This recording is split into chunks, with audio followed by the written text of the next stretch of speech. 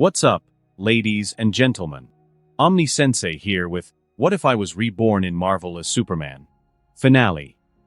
If you enjoy this type of content, please smash that like button. Subscribe to the channel if you haven't already. Remember to check out the original story linked in the description. Let's dive into the rise of the marvelous Superman without further ado.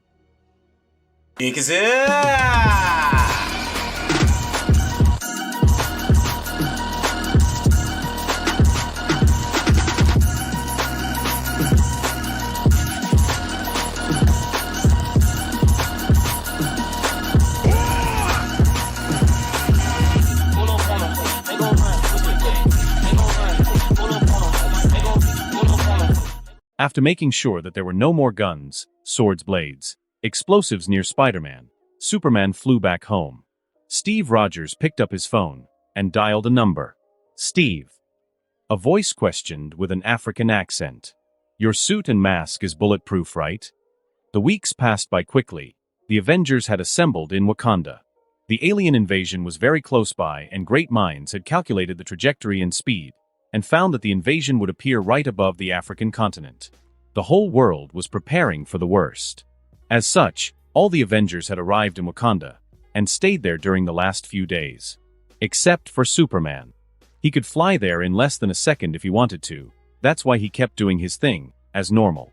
In the streets of New York, the screens all showed the same news, updating the people of the invasion.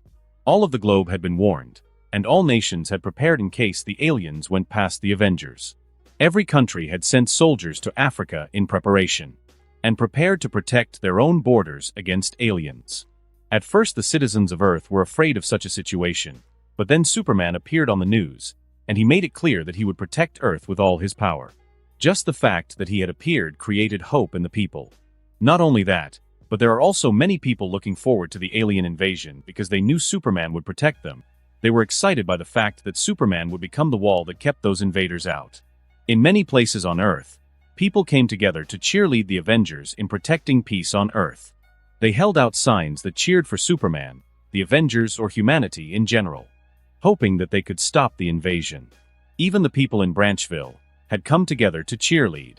Uncle Mario, Aunt Mary, Samantha the clothes owner, Rosalie the gun shop owner, Laura the new bee, Tyler the farmer, Mama Bear and Papa Bear the Famlines, the mayor, and many more from the population of Branchville. All of them had come together to cheer and hope for peace on Earth. They all had alien masks and signs that said, "Go aliens. Screw the Avengers. Go green or go home. We welcome you. Our green kings and queens. Rule us with an iron fist and spank us when we do bad things. Aliens, please impregnate me. Finally real green aliens, and you want to fight them away. Avengers are bad apples indeed. No, even apples are green. What are you, human-colored?" They chanted for the aliens and opened their doors to welcome them. The mayor even had a sign that said, "As the mayor of Branchville, I offer an olive branch to the aliens." Amongst the Collins family stood a handsome young man with glasses. He had a sign that said, "Go go green, FF Avengers." His face was totally deadpan, and he had been forced by his parents to do this. Yes, the fact that even C.K. Rawlings had joined a pro-alien movement had shaken the news. "Mom, isn't it inappropriate to make me do this?" Kevin had asked his mom a few days back, before the protest. "Kevin, it's important to support your people," Mama Bear said. "You have to understand, Kevin. Superman is the hero people need. Kevin Collins is the pro-alien we really want," his dad said with wisdom. Okay, I get it, please stop," Kevin said with a tired voice. Being Superman was a heavy responsibility, but being the son of these two was even heavier. As he walked from the room, he could hear his mom and dad whisper, "To think that our son would not like aliens. Do you think praying for him and taking him to church will help?" Mama Bear said worriedly, "Not loving the green? Please, that must be some kind of mental illness." Papa Bear said as a matter of fact, "Yes, you're right. But no matter how different our son is, we will still love and accept him." Mama Bear said supportingly, "You're right, Mama Bear. He is our little miracle after all. But I do wonder, is this how other parents feel when they find out that their son is gay?" That's a reasonable assumption. "Mom, Dad, why are you guys so extra?" Kevin thought painfully as he heard them across the house. A few days later, when the Branchvillians were protesting and demonstrating, Kevin heard that the enemy forces had arrived. Mama Bear and Papa Bear saw that their son's face got solemn, so they each put a hand on his shoulder. Go son, no matter what choices you make in life, even if it isn't green choices or good choices, we will still love and support you. Kevin ran away and took off his shirt that said, Boo Avengers, go aliens. At Wakanda, the forces were on edge, ready for war. The protection field had been set up, only allowing for certain passages. So, I'm only asking because the alien forces are here, not because of ulterior motives. But has Superman come back yet? Spider-Man couldn't help but to ask for the nth time. Even though Black Panther didn't show it, his ears also perked. No, not yet, but soon I hope. Captain America said. I hope as well. Spider-Man said. They were in an assembly room made just for the Avengers. As for Superman, he had arrived in the King's chamber, hoping to find King T'Challa, but he only found Shuri, the sister of T'Challa. Superman, I'm very happy to see you again, she said, amused at his arrival. Nice to meet you again. Where is T'Challa and the others? He asked. They are. She stopped as if she had thought of something. Follow me, she said, as she started walking out towards other rooms. Superman felt that something was wrong, but he didn't comment and followed her. This is his room, you can wait inside, and I'll call him here, she said. For some reason she looked very mischievous. Okay, thanks. Superman tried not to be suspicious, but his senses tingled. As he opened his room and walked in, he was shocked at what he found. The walls were filled with posters of him. The pillows had his face on them. The bed even had a body pillow of a gender-bent version of him. There was even a pen case of his brand. There were dolls and toys of him in boxes, special edition. He just took a step outside and closed the door. In the Avengers Assembly Hall, Shuri had arrived with a grin. Brother, I'm happy you finally have friends. Another one has arrived, she said. Superman. Spider-Man asked slightly too excitedly. Yes, Superman has arrived, she confirmed. Where, ahem. Where is he, my sister? T'Challa asked. Oh, I asked him to wait for you in your room, she said with the biggest grin. All the Avengers saw T'Challa's face go so pale that they thought he had walked the path of Michael Jackson. He stood up and ran towards his bedroom. What's going on? The Avengers asked amongst themselves. You wouldn't understand, Spider-Man said in understanding and worry about his fellow companion. Black Panther had found Superman standing outside his room waiting. Superman, did you go in? He asked, slightly panicked. No, I felt it was rude to walk into your room without your permission, Superman said, trying to forget what he had seen. Good. I haven't cleaned my room yet. I don't want you to think I'm messy. That's why I was worried. He found good excuses as they walked back. As they walked in, Superman saw that the room was filled with people, and he was surprised to see some new faces amongst them. Iron Man, Captain America, Captain Marvel, Bruce Banner, Black Widow, Hawkeye, Spider-Man, Daredevil, Luke Cage, Firestar, the Fantastic Four, Ultron, Iron Fist, War Machine, Ant-Man, the Wasp, the Winter Soldier. I see, they resolved the Bucky Barnes drama. But why does he look so nervously at me? Superman thought Superman rarely got involved in Avengers matters, as he was seen as the big gun. Superman had also made it clear that he will stay out of political matters, so he had missed a few events it seems. But even then, to all those in the room and the globe for that matter, Superman was almost synonymous with Avengers as he was one of the founding members and the face of it all. As Superman and Black Panther stepped in, most of the new faces slightly lit up at finally seeing their hero, Superman in the flesh. Some had worked for a while but never seen Superman, as he could help people around the globe on his own. I won't be down here fighting with you. Superman made his stance clear as soon as he stepped inside. Everyone got slightly worried about his statement, and some were ready to protest his decision. I'll go up there and fight them outside of the atmosphere. I won't bother with the weaker ones. You take care of those that pass me, Superman said, having made up his mind.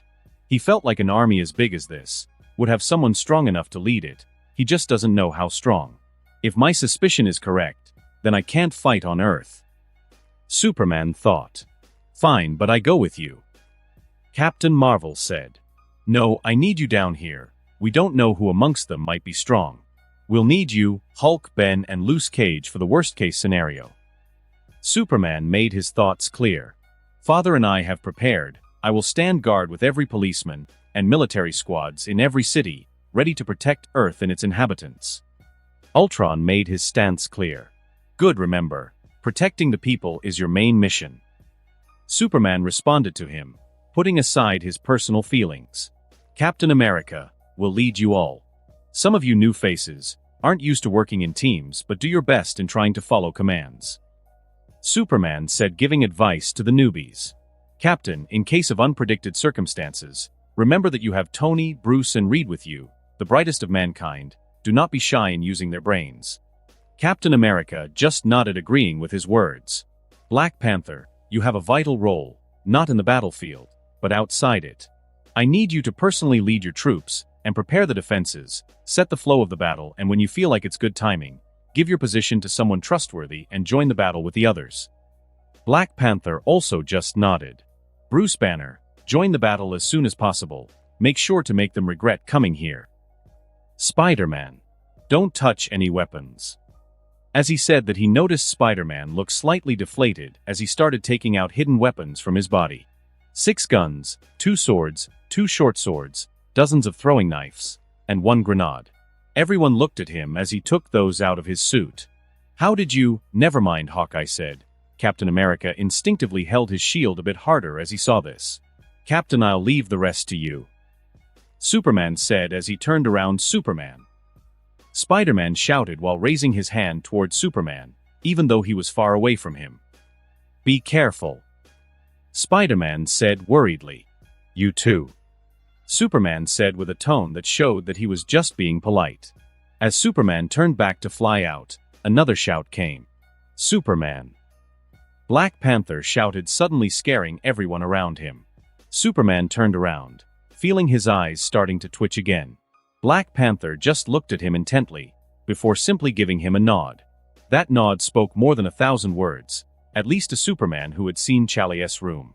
Superman politely nodded back. "Superman, if you make it back without scarring your pretty face, I'll let you make milk chocolate with me," Shuri shouted. But this time he didn't turn around. He flew out as if he hadn't heard anything. In mid-air, he almost fell down, finally understanding what she meant. "Combining dark and white chocolate gives you milk chocolate." Black Panther just looked between his sister and Superman, as if he had a great idea. T'Challa blamed himself slightly because he hadn't realized this before. Superman would become his brother-in-law if he could arrange a marriage between those two. But looking at his sister, he didn't have great hopes. She might be pretty, but if she got her claws on Superman, I fear that even he won't be able to fly again. If only I had a daughter, then I could become his father-in-law. T'Challa sighed slightly down. Before Superman flew outside the atmosphere, he picked up sand in both hands and held them in his fists. And then he flew towards the sky. When he reached the clouds of spacecrafts, many of them started shooting at him as he flew closer. Superman allowed their beams and bullets to hit him. They carried no danger whatsoever to him. He flew closer to the center of the cluster, where the biggest crafts were. And then he threw out the sand towards the most concentrated areas with ships. The sand exploded like a great shotgun, destroying hundreds of ships. That was Superman's first move, something he always wanted to try. Superman started using his laser sight as he destroyed the ships. He also used his superflight to just fly through the ships, destroying them in the process. But the amount of ships was so great that it barely made any difference. But nonetheless, Superman became a slighter machine, completely destroying everything in sight. The thousands of spacecrafts started flying towards Earth, as the rest tried fighting back against Superman. Suddenly, a slightly different-looking spaceship turned towards Superman. This one was bigger than the others and had a gigantic barrel pointed at Superman. The mouth of the barrel started glowing brighter and brighter, and then it unleashed a great beam that could destroy cities on Earth. Superman got hit from the side, and the force of the beam pushed him far. But all Superman really felt was slight heat on his side.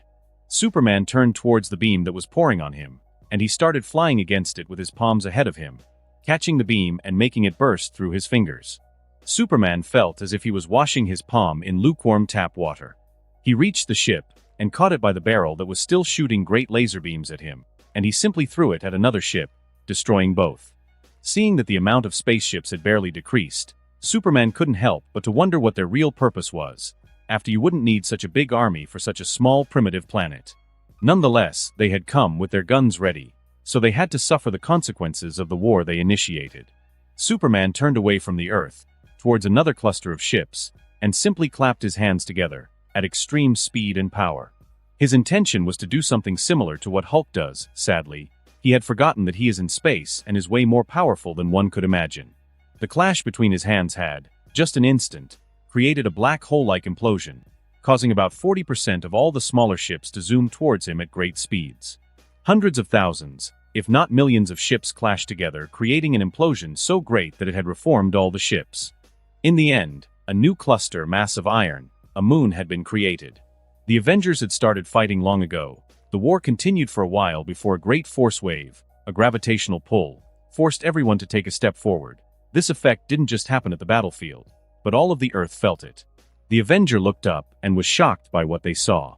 A new moon had been created, and it looked as if it was made of a darker mass. Everyone had halted, looking up, absolutely stunned and confused about what had happened. But the creation of the moon had led to a gravitational pull that pushed people on Earth like a wave from the beach. Superman found himself surrounded in magma, no, molten iron. His clap had forced the mass of iron together, creating heat to the point of the gigantic mass of iron to melt in the middle. Superman flew out of the fluid, and found the outer part of the mass, created by ships, to be hardened. So he simply melted an opening with his laser sight and flew out. Superman flew further away so he could make sense of what had happened, and then he saw it, a newly made moon made of iron from the ships. He looked towards the Earth and was happy that he was very far from it when he clapped his hands. Otherwise, the force of the collision would have killed most life on Earth. He saw that about 60 to 70% of the enemy forces were gone, and he didn't know which numbers belonged to the ones he destroyed with the clap, to the ones he destroyed before the clap, and to the ones that flew to Earth. As he was ready to make the next move, all the ships retreated as if on command, and the biggest of ships flew forward and stopped just a few miles in front of Superman. Superman saw the inside of the ship. There were hundreds of workers inside it, but 3 of them stood out. They were standing together, 1 in the middle and 2 on the side. He did recognize one of them. It was Sebastian Shaw, the man that was with Sabretooth, that he had thrown into space. Sebastian had changed clothes into alien wear. Sebastian seemed to have sided with the enemy forces. The other man on the side has blue skin and a green alien-looking outfit with a warhammer. He also had a black cape. And the man in the middle, he had no nose, had 2 arm-looking ears, and a black cape that covered most of his body. He looked to be the leader. A door to the ship opened up, as if inviting him inside. Superman flew and landed inside the ship as it closed the doors. New doors opened up in specific routes as if inviting him to a specific location. Superman was curious as to why they had invited him, so he simply followed. As he arrived at the great room where the 3 bosses were, he found them waiting for him. Superman. The big boss without a nose said, as if affirming his arrival. Superman walked closer. Why have you invaded Earth? Superman simply asked as he walked closer. Superman had felt like the amount of lives that had been lost so far is so great, that he didn't feel like a symbol of hope. Right now he felt like the symbol of death. Tyrone had acted on his emotions and turned his suit black long ago. I am Gore, the God Butcher. I have come to this small planet, because I heard that the Asgardian prince, Thor, was here. I came for his head. Unfortunately, he has escaped my clasp. He spoke. Then turned back. There is no reason for more death. Superman reasoned. Unfortunately, the army I borrowed belongs to the Kree, and this is the Kree commander, Ronan the Accuser. Gore said as he pointed towards the blue-skinned man with the warhammer. They are not happy with what you have done, and quite frankly, I did not expect someone like you to be protecting this small planet. Now that I've seen you, I can't let you live. He said as his power was building up. Gore ended. I have no evil intention towards you. I simply wanted to protect my home. Superman tried to explain, hoping to end the fight. Gods like you always leave destruction and death in their ways. It is a noble cause to eliminate you from existence. He said as he walked past Superman, out towards a new route where doors opened. Follow me, lest you want our fight to take place on Earth. he simply said. Superman followed him, until they reached the outside of the spaceship. They continued flying away from Earth, and the Winterway galaxy. Gore didn't care for killing puny humans. He left the dirty job to the Kree. Ronan and Sebastian headed towards Earth ready for destruction, each with their own agenda.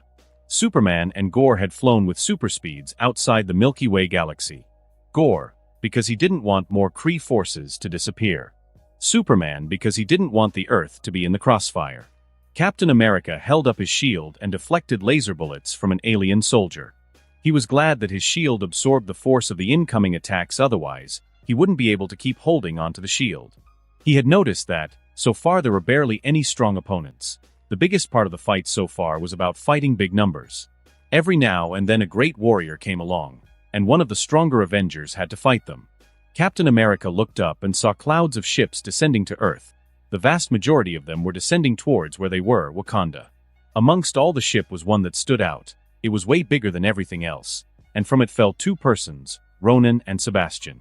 Superman was shocked at Gore's strength. Even though it wasn't close to his own, it was the strongest person he had met until now.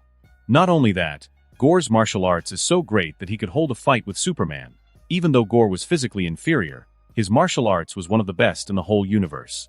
Superman punched with enough speed and force to destroy a planet 1,000,000 times the size of Earth. But like before, it felt like he had hit air as all the force of his fist missed Gore. Instead, Gore used Superman's momentum to counter with a knee to Superman's ribs, and because of Superman's momentum, the force of the knee became even greater. Superman was blown away from the getting kneed. He was blasted a few galaxies away. I finally broke a few ribs of Superman. Now it will only get easier and easier as Superman gets more hurt. Gore thought as he finally did some sort of damage to his enemy. When Superman finally stabilized, he had flown through a few galaxies. His ribs were broken, but they healed in less than a second. Superman saw that Gore had chased him and appeared, looking slightly smug, as if he had almost won their fight. But soon he was shocked to find out that Superman fought as if nothing happened. They fought for a long time, but neither knew how long, as time couldn't be determined in space. Gore countering and dodging using his martial arts and experience, and Superman attacking with every limb using basic martial arts. But Gore was shocked the longer the fight took. Many thought that just because you had almost endless stamina, you could fight for days and years. That's not true. In fact, you could exhaust your stamina in very few moves. The more force and speed you use in a fight, the more energy it takes. Those great forces and momentums behind Superman's punches need great energies to fuel them. So even if you had Superman's strength, but only normal human stamina, you would never be able to punch harder than a normal human. Because you wouldn't be able to produce the energy needed to go through those movements. At the same time, if you fight using great forces and speed, your stamina will be used up fast. To punch hard enough to destroy the biggest of planets and stars, you would need to use so much energy that you would be drained in just a few, if not a few hundred punches. That's why Gore was so shocked. Superman used such forceful, powerful, and fast punches and kicks that his energy should have long been exhausted. Yet here he is, after an uncountable amount of attacks, he still looks fresh and full of stamina.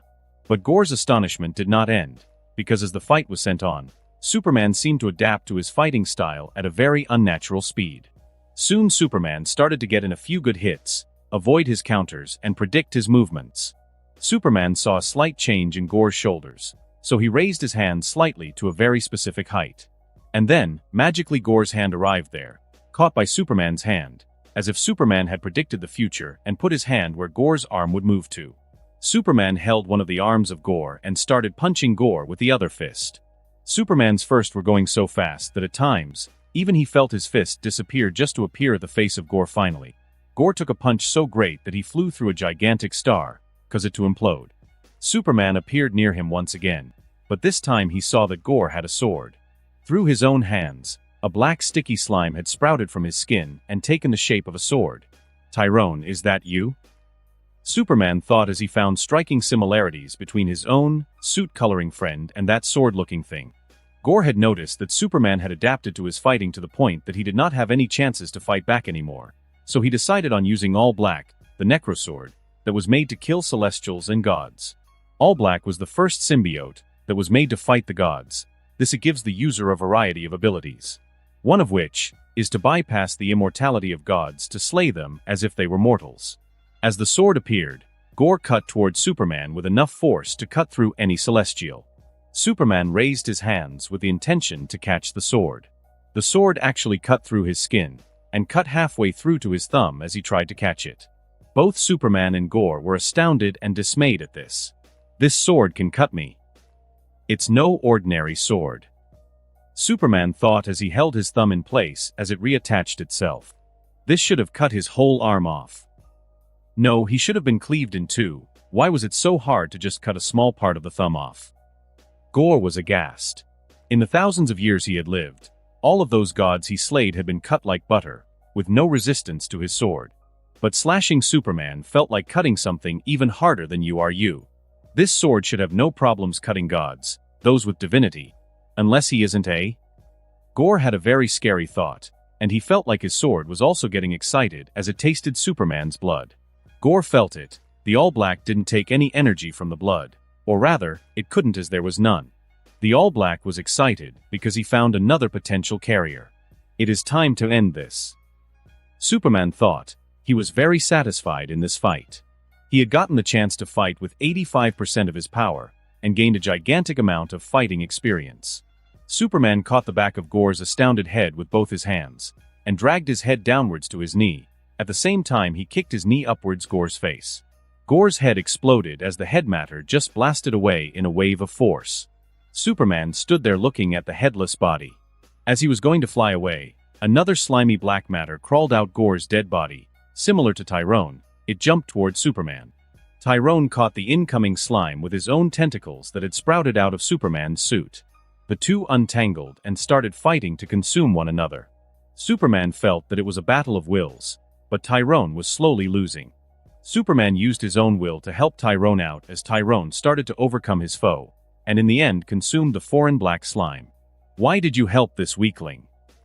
All-Black sent Superman a mental message as it was dying, not understanding the logic of choosing Tyrone over him. Superman was somewhat familiar with the fact that symbiotes bond with their partners, and that bond is sacred. The first partner they have will affect their personality and abilities to a great extent. Tyrone had no owners before, while All-Black had many, and it seemed like a bloodthirsty little slime. Superman wouldn't allow such a symbiote to come to Earth. As Tyrone had consumed his enemy, he had become much stronger. He once again tried to bond with Superman through his skin and not only his suit.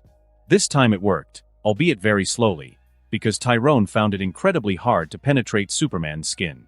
Superman allowed Tyrone to bond with him properly. He had come to know and like the personality of this slight Sundra-like slime. It was very meek at times, and other times he would be like a little tiger, fierce and decisive. Superman felt a totally new and stronger connection to Tyrone. They could feel each other's emotions and thoughts on a totally new level. Superman raised his hands as a black sword came out. Then it changed forms to a spear, axe, helmet, and many more forms, none of which was any help to Superman. "You have no abilities that can help me, so just enjoy life," Superman thought to Tyrone as he felt that Tyrone was slightly meaningless and totally worthless, as he had no way of actually helping Superman. The small amount of strength Tyrone gave him? A drop in an ocean. Superman didn't even feel a difference. Becoming a sword? Still weaker than his skin. Helmet? What helmet is harder than his own head? Tyrone was at most a little pet Superman had found in space. Suddenly Tyrone felt slightly offended for some reason, so Tyrone took another form. It became a tuxedo, then changed into jeans and a t-shirt, then into a suit, then into a yellow hoodie. As it changed into different clothes, it had shown its worth. "Oh, that's great. From now on, you'll be the mighty and powerful symbiote that carries the heavy weight of being Superman's personal clothes." Superman thought in excitement. Tyrone also felt excited as it felt like it had found some purpose. But somehow, it felt like something is wrong with this situation. It could put a finger on it, because it didn't have a finger. Superman willed it, and Tyrone just went back into his body. Then he started flying back to Earth. When he arrived in the sky above Wakanda, he was shocked to see that there were aircraft all over the battlefield. The amount of forces had greatly disappeared as the grounds were filled with dead bodies. The Kree forces had been more or less defeated, at a heavy cost of many human lives. The Avengers were still fighting two warriors. Ronan threw his hammer toward Spider-Man with great force. Spider-Man simply kicked up a vibranium shield from a fallen general of the Wakanda army, and shielded himself from the hammer that pushed him a few meters back. This doesn't count as a weapon, right? I wouldn't want to go against Superman's orders, but what he doesn't see doesn't hurt him, right? Spider-Man thought happily as he found a way around the order. Spider-Man tried copying Captain America, and threw the shield towards Ronan. Ronan saw the shield flying towards him, and he simply punched the shield away, making the shield burst in speeds towards the air. The other Avengers were engaging with Sebastian, but they couldn't put a scratch on him. Mr. Fantastic elongated his body to spin around Sebastian and making him immobile. Captain jumped upwards to throw his shield with an even greater force towards the head of Sebastian. But as he was midair, just as he reached upwards with his shield getting ready to throw it, something very hard and powerful hit his shield, making Captain America fall towards the ground. Beside him fell another black Wakanda shield that had hit his shield.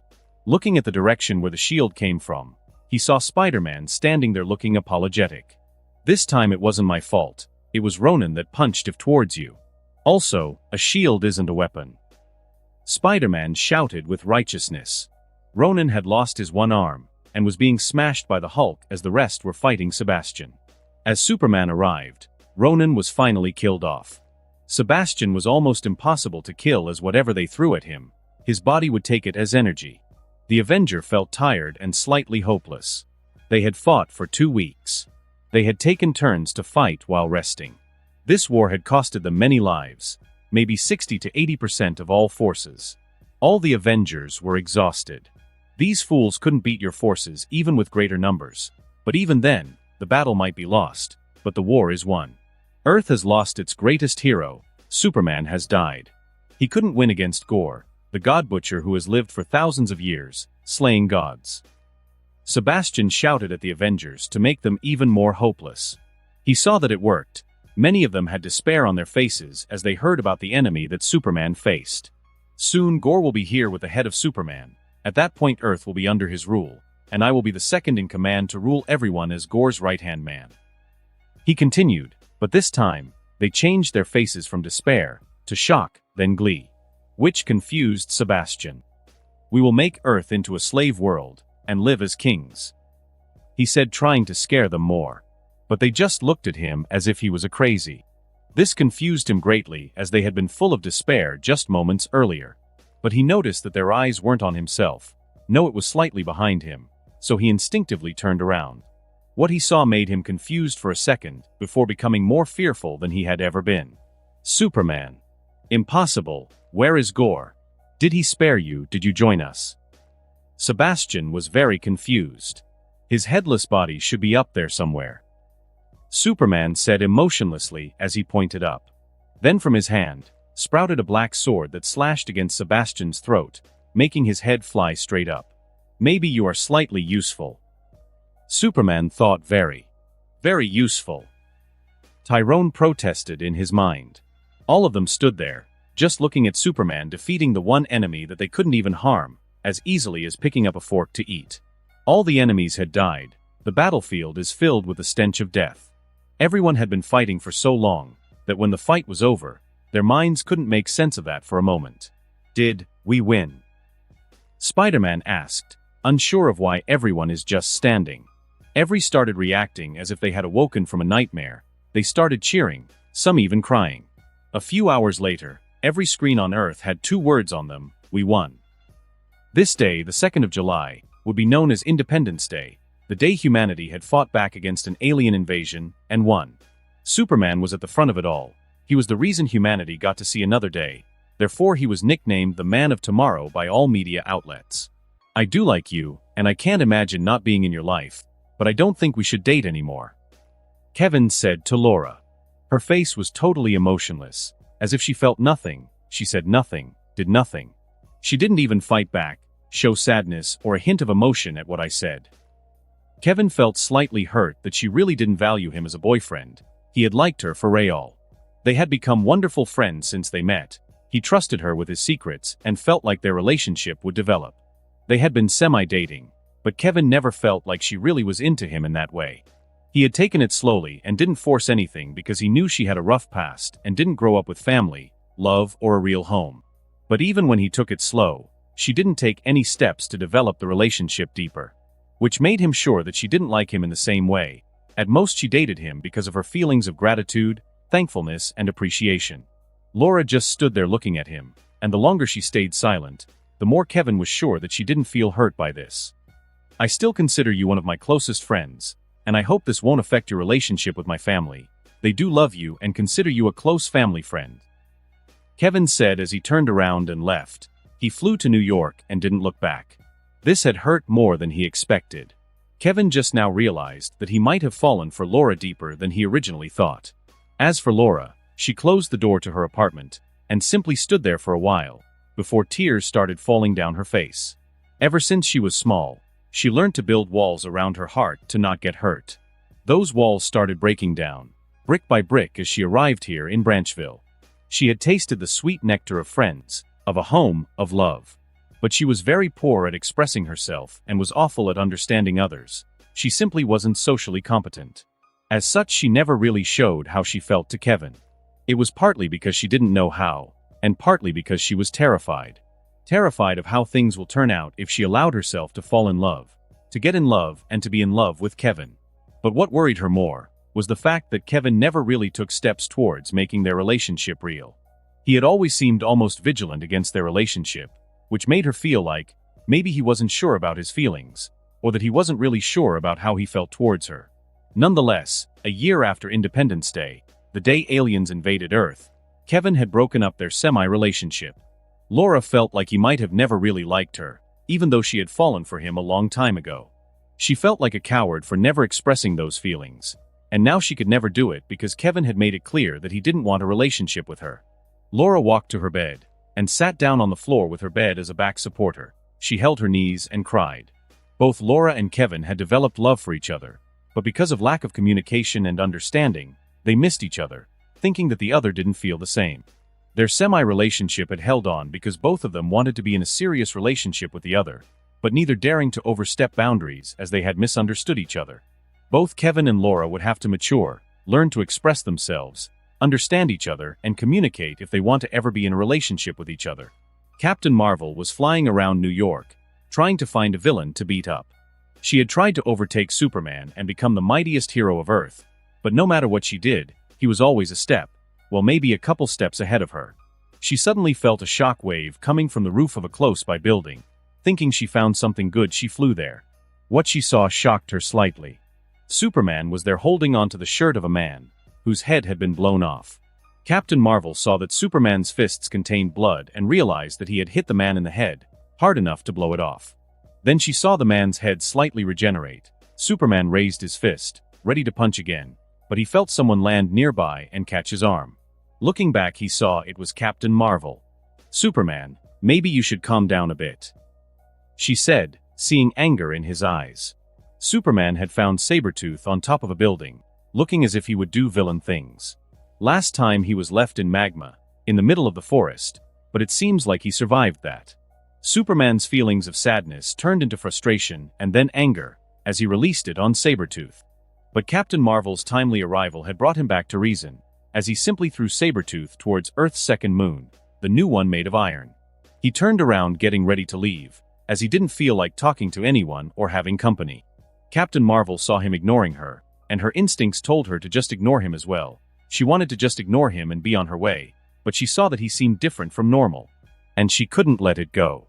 "Superman, it brings me no joy to say this, but are you all right?" "I don't want to talk about it," Superman said as he flew away. Captain Marvel was happy that he didn't want to talk about it, neither did she. But as she saw him flying away, and seeing the blood on his fist, she felt like she had to do something. Where's that Spider-Boy when he's needed? She felt like Spider-Man would enjoy encouraging Superman in his hour of need. She flew after him, but she realized one problem. She had no idea how to make sad-looking people happy. Superman flew outside the atmosphere to enjoy a good nap with a good view. He needed to get his mind off some things.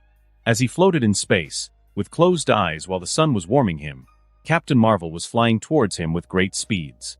She did the only thing she knew. She raised her fist and punched him with one of her hardest punches in the face. Superman was relaxing, trying to get his mind off the fact that he and Laura were over. Suddenly his face was blasted, and he flew towards the second moon. Superman crashed onto the surface of the moon. As he stood up, confused about what had happened, he noticed that he had gotten a soft landing. Sabretooth was beneath him, mushed up in gore from being smashed by the collision.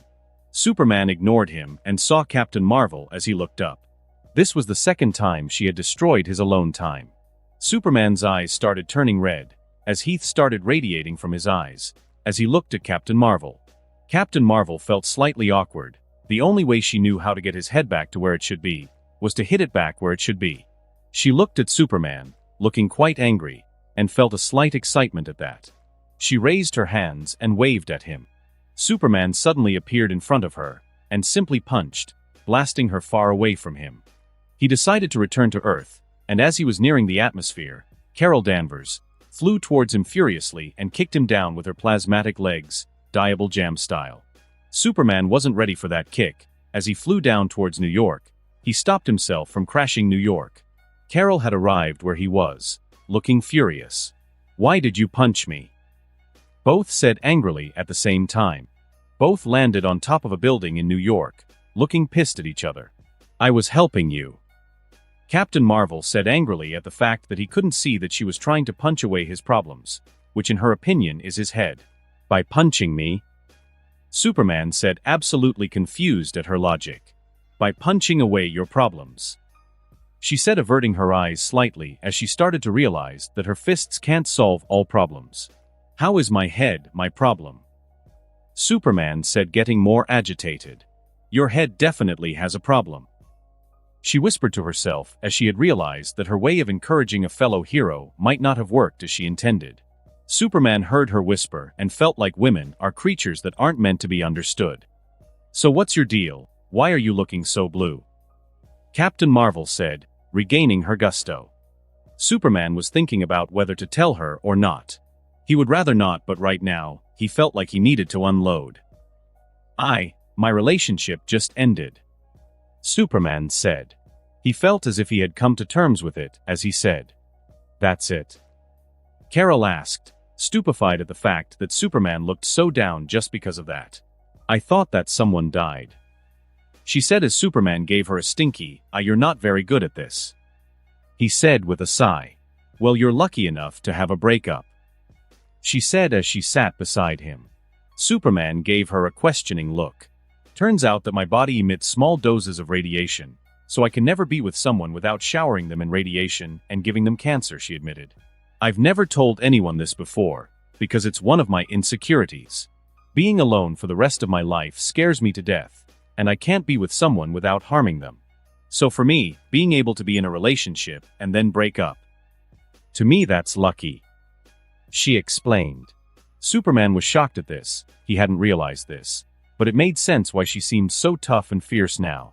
She was protecting herself by being tough. That way she won't feel like she needs others.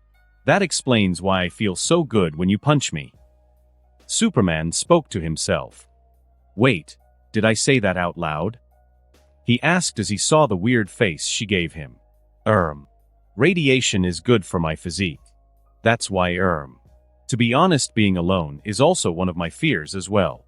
I feel my aging slowing down as I reach my physical peak. I can feel it, my body. It will continue to live for a long time. I will see everyone I know grow old and die. In the end, only I will be left," he said, changing the subject. He looked down at his fist as he clenched it. He could feel it just from that he has the power to destroy planets and outlive stars. "That's why I left Earth. I did say that it was for other reasons, but honestly, I left because I feared that I will have to watch everyone I knew die, so I searched for others that lived much longer. Hopefully a population that won't be negatively affected by my powers," she said as she looked him in the eyes. "If you ever find yourself not wanting to be here anymore, you can come with me, out there I mean," she said as they stared at each other. "We could even try, being together," she whispered. Superman stared at her face. She was brilliantly pretty, even though he wasn't a big fan of her personality, but speaking to her like this, he had understood that maybe she isn't as annoying as he thought her to be. They looked at each other before both went in for a kiss. They each found some kind of relief in the other. Superman forgot his grief over Laura as he kissed Carol. They continued for a good minute. Chick sound was made as a flash of light came about. Both Superman and Carol turned their head backwards, and saw a man in red crawl sitting on the wall with a camera in his hands looking very innocent. Why is Spider-Man always there when you don't want him to be? Carol thought. How long have you been here? Superman asked emotionlessly. Not long, just a few minutes before you guys arrived. He said very happy, giving a thumbs up, while accidentally taking another picture. Chick another flash went by. Both Superman and Carol looked at Spider-Man, almost threateningly. Oh, this camera, got something to do with my work, hee. Technically I was here first. So, it's your fault. He tried to justify. Can you erase the pictures, and never speak of what you've seen here? Superman asked with a not asking tone. Superman, you don't even need to ask. Your lovey-dovey moments will never leave my lips. And the pictures, don't worry, they were deleted yesterday. He said very happily as he deleted the pictures. Spider-Man was very happy that his hero had opened up to him and revealed a secret only close friends would reveal to each other. He felt like they had developed their relationship to a deeper level. Superman, don't worry, I will never tell anyone of the secret you have confided in me with. He said very excited, giving another thumbs up. Both Carol and Superman flew away, after making sure that Spider-Man wouldn't speak about this to anyone. As they were out of sight, Spider-Man picked up his phone. I deleted the pictures on the camera, but they were synced to my phone, so technically I didn't lie. Spider-Man though happily as he added the picture of those two kissing as his wallpaper. Then Spider-Man opened up FaceNet, the most used social media. There was a group chat named Superman Fanclub. Spider-Man's thumbs worked fast as he wrote something.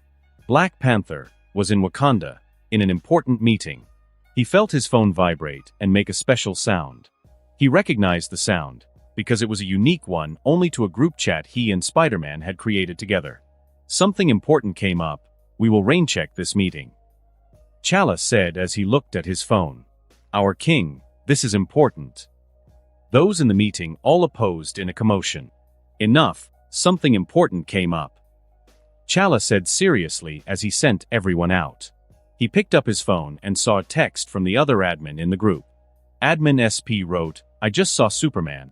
We had a deep conversation, and he made me promise to never tell anyone as he told me one of his great secrets. Don't ask what it is, I just wanted to share this fact with you all. Superman and I have become very close enough to share secrets. SP wrote, adding a lot of smileys. Admin BP wrote, I'm so jealous.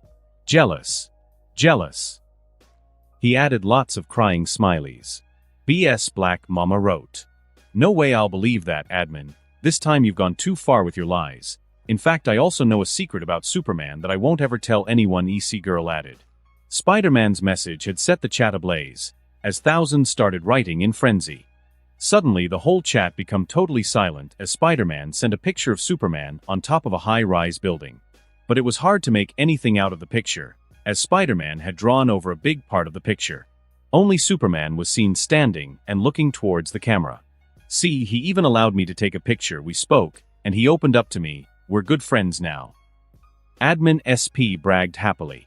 It's true, guys, I can't find the picture anywhere else on the internet, so it's an original. Subsfan number 1 wrote. That led to another frenzy. Chala sat in his king's throne, looking totally jealous. In the Collins farm, in a specific room, a young woman was sitting and reading something on her phone. What? My brother finally found a friend that he told his secret to. Something seems odd about this. Elena whispered to herself. Superman flew back home, changed and laid on his bed. He was in a daze, while slightly touching his lips. What just happened?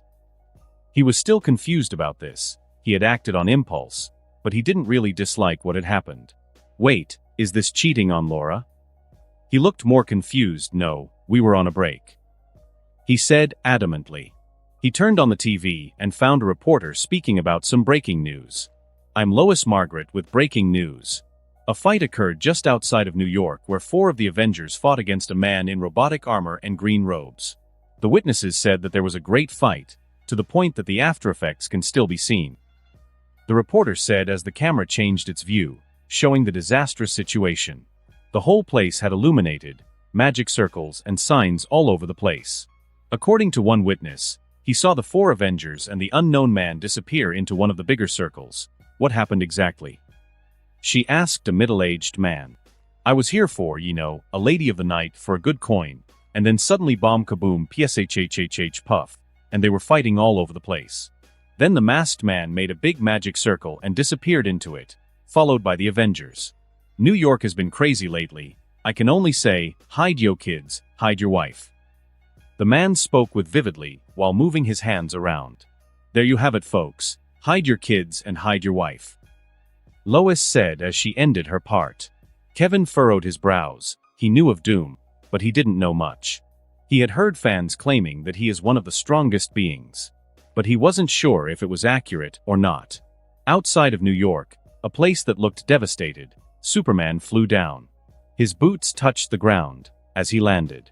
Looking around, he tried to find any signs of where the 4 Avengers could have disappeared. Suddenly, golden light rings appeared beside him that opened up a portal. Out of it walked a man with a red robe, mustache, and a witch hat. Superman, we need to talk. He spoke. You are? Superman asked with a slight smile, not feeling threatened at all by the newcomer. The newcomer was the current Sorcerer Supreme, and he was slightly panicked because of what he knew was to come. But meeting Superman for the first time, and seeing his confident smile, and aura that screams it's alright, I'm here now, helped him calm down a bit. I'm Dr. Strange. He said, but seeing as Superman was about to say something, he felt like he knew what that something is. Yes, I know, strange name, let's make jokes later. We need to hurry, I'll explain on the way. He said as he opened a new portal, to what seemed to be another dimension. We have to pass a few dimensions before we reach our destination. The Avengers fought a man that called himself Doom. Dr. Strange explained as they passed through different dimensions and realms. Doom? Couldn't he have gone for something slightly more bright? Superman chuckled. Like Sunny? Dr. Strange asked while raising an eyebrow. I thought we didn't have time for jokes. Superman said as he felt his blood pressure rising whenever he heard the word Sunny. Get ready, we're close now. Dr. Strange became serious as he said. Suddenly, as they arrived in a dimension where everything looked normal, in an abnormal way. Everything was turning and spinning, while being upside down but downside up at the same time. Superman stopped. As he looked at the world, he felt slightly dizzy by the laws of physics in this world. Suddenly, somewhere far away, they saw a man in a metallic mask and green robes, attacking a man made of stone, Ben Grimm. Superman flew towards Ben to help him as soon as he saw this. Dr. Strange reacted when he saw this. Superman, wait, directions here are not the same as yours used to.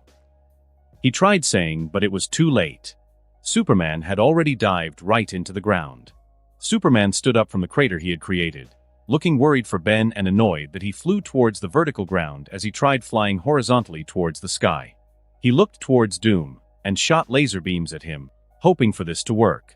Superman was stressed and worried because all of the Fantastic Four had fallen looking half dead except for Ben, that seemed to take a good beating.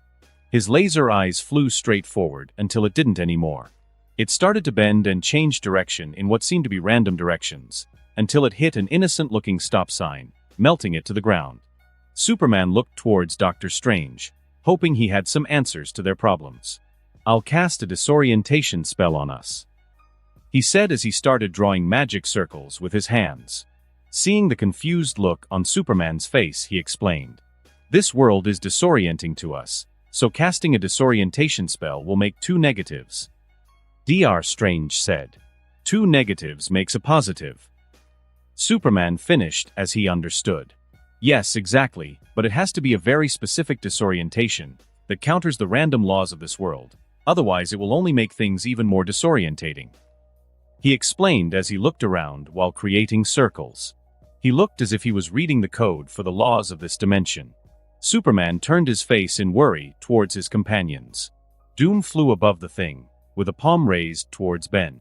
Ben was on his knees, with both hands on the ground. His stone skin was cracking, and his facial expression looked very pained. The air between Ben and Doom's palms was fluctuating like crazy. Doom was using his abilities to harm Ben. Dr. Strange finally finished his spell as he cast it at himself and Superman. Superman felt energy pour into him, but it left his body just as fast as it entered. Looking around, he still could not make sense of anything. The spell didn't work. Superman shouted, "What? This is not good. We have to come up with another plan." Dr. Strange shouted back. 1 hour later, Dr. Strange had come up with a new plan and acted on it. Unfortunately for Superman, this new plan left Superman alone in this dimension as Dr. Strange, Fantastic Four and Doom left for another dimension and left Superman where he was. Why didn't his magic work on me? Feel like my own wishes has come back to bite me in the behind. Superman thought with an eye twitch. No, there's nothing that can bite me, I'm Superman. He consoled himself in an act of defiance against his situation. Dr. Strange had tried to guide him, but whenever Superman tried moving in one direction, he moved in another. In the end, Doom opened a new spatial rift and took the Avengers and escaped, leaving Dr. Strange no choice but to follow. "Wait for me here. I'll be back soon," he shouted to Superman as he followed Doom, looking around this disorientating world. Superman couldn't help but to wonder if he could punch himself out of this realm. "Maybe I should try," Superman whispered as he looked down on his fist as he clenched it. The amount of power and force he could create with his fist felt endless. Superman suddenly punched forward, not so hard, just to get a feel for it. And he felt slight restriction, as if the space itself was pushing towards him as he punched forward. Nonetheless, he felt it. It felt like if punched hard enough, he could create a rupture in space-time. Maybe this isn't the smartest idea, Superman thought, unsure of the consequences that would follow him by destroying a dimension. Looking to where his fellow companions had fallen before Doom had taken them away, Superman felt an urgency. So he punched forward with about 85% of his strength. The force of the punch created cracks in space-time, and what followed was total destruction of not only this planet, but the whole Milky Way galaxy, at least of this dimension. In the end, as all the rubbles of all the planets were floating about, Superman realized that he hadn't punched hard enough to rupture space-time, but he had felt it in a split second. Small tears in space-time were created around his fist. "I need to go all out," Superman thought. This would be the first time he would punch with his absolute all. Superman readied his arm, as he tensed his whole body, and punched forward. Then he saw it. Cracks even greater were created, and from them space itself started to crack down as the forces of it aggressively flew forward, ready to destroy any celestial body in its path. The space around his arm ruptured, and a rift was created as it grew to the size of a few meters. Superman was looking towards where the shockwaves of his punch were going, admiring his own strength that could probably destroy many galaxies. Then he noticed the few meters-long rift starting to close again, so he hurried inside it. Superman arrived in a new dimension, and looking around he didn't recognize where he was. So he punched again, and again, and again. He continued destroying dimension after dimension as he jumped through them. He couldn't tell the time, so he didn't know how long it had been. During all the punching, Superman realized something. Punching thought space-time was getting easier and easier. He realized that as he punched with all his might, a powerful punch containing 100% of his physical capabilities, he grew stronger. Maybe taxing his body made him stronger? This punch, containing my full capabilities, should be named All Might Punch. And my other punches will be called Normal Punch. Superman thought in seriousness as he realized how strong he is. He continued punching until he suddenly arrived in an Earth where people existed. He just barely stopped his fist from flying forward as he noticed that he was back. Looking around, everything seemed normal, except that many things were not normal. Superman was in the sky, looking down to New York. Why is no one walking the streets? Superman had noticed that everyone was indoors. The city seemed almost lifeless, and he would have thought that he had arrived in another dimension had it not been for him seeing and hearing everyone, almost hiding indoors. Before he could think further about what happened, he heard a fight taking place on the other side of New York. When Superman arrived above where the fight took place, what he was met with surprised him deeply. The Fantastic Four, a few other Avengers that he recognized and some that he didn't recognize, fighting side by side with Doom against thousands of Iron Man-looking robots. What is going on? Superman exhaled in total confusion. Superman saw that the robots weren't suits, they were moving on their own. And they were overwhelming the Avengers. Superman realized why the streets were so empty. It seemed as if they had lots of robots occupying the streets, but they had all moved towards where the fight took place, as if they could communicate with each other. No. Rather, it seems as if they are synced. Superman noticed as he saw the thousands, maybe millions of robots moving towards the fighting place. Mr. Fantastic stood protectively in front of a crying kid, while the other Avengers fought Ultron. The kid broke the law. He must be punished. Do not delay the inevitable. All the robots spoke at the same time. Ultron, you think we won't find a way to stop your cruel tyranny? We'll find a way and destroy you for good. Flame Boy shouted. Johnny kept the nickname his friend had called him by as a way to remember him by. The sky is my eyes, the walls are my ears, and the ground is my hands.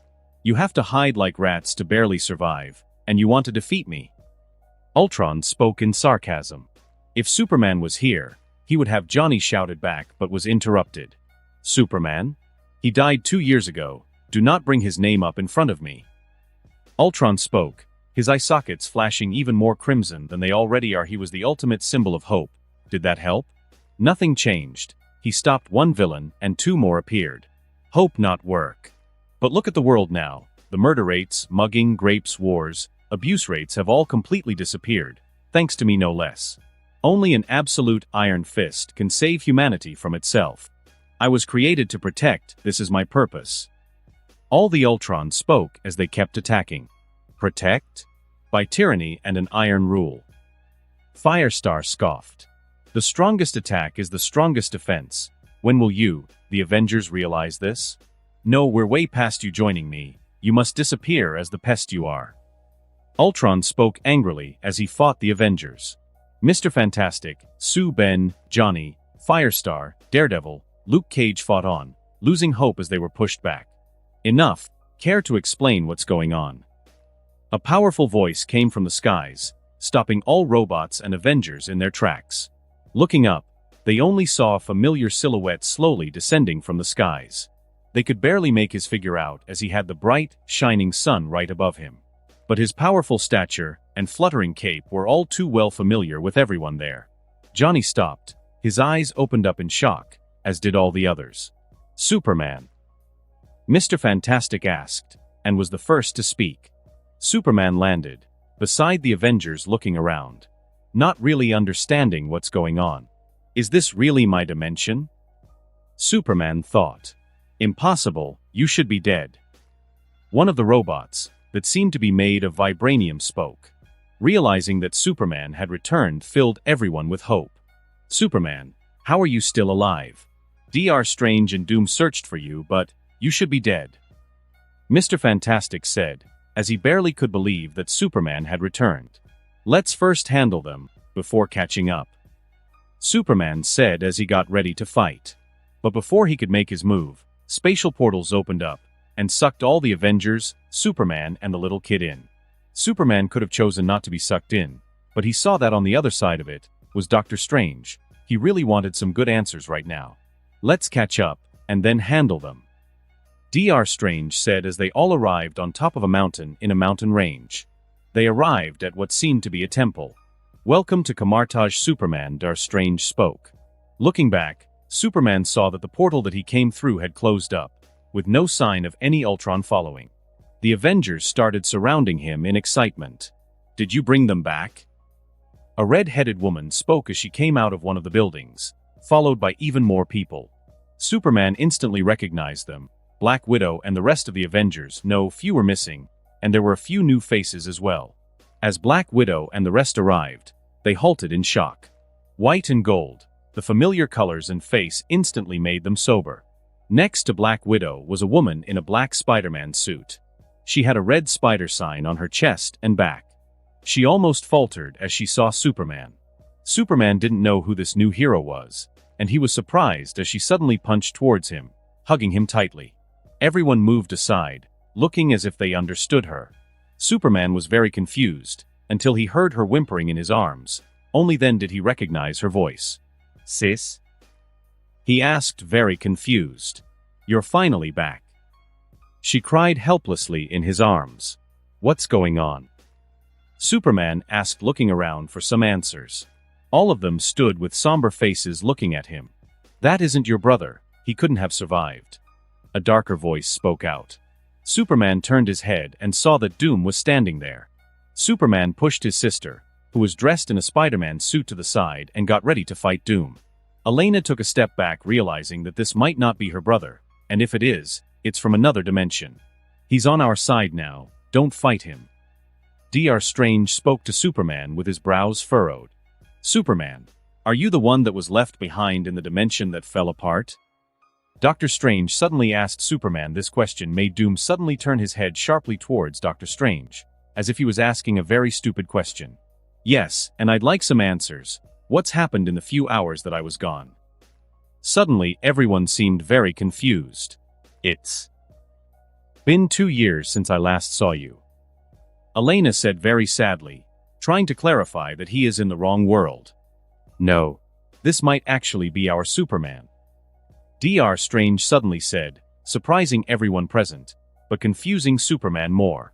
That's impossible, we went back to bring him.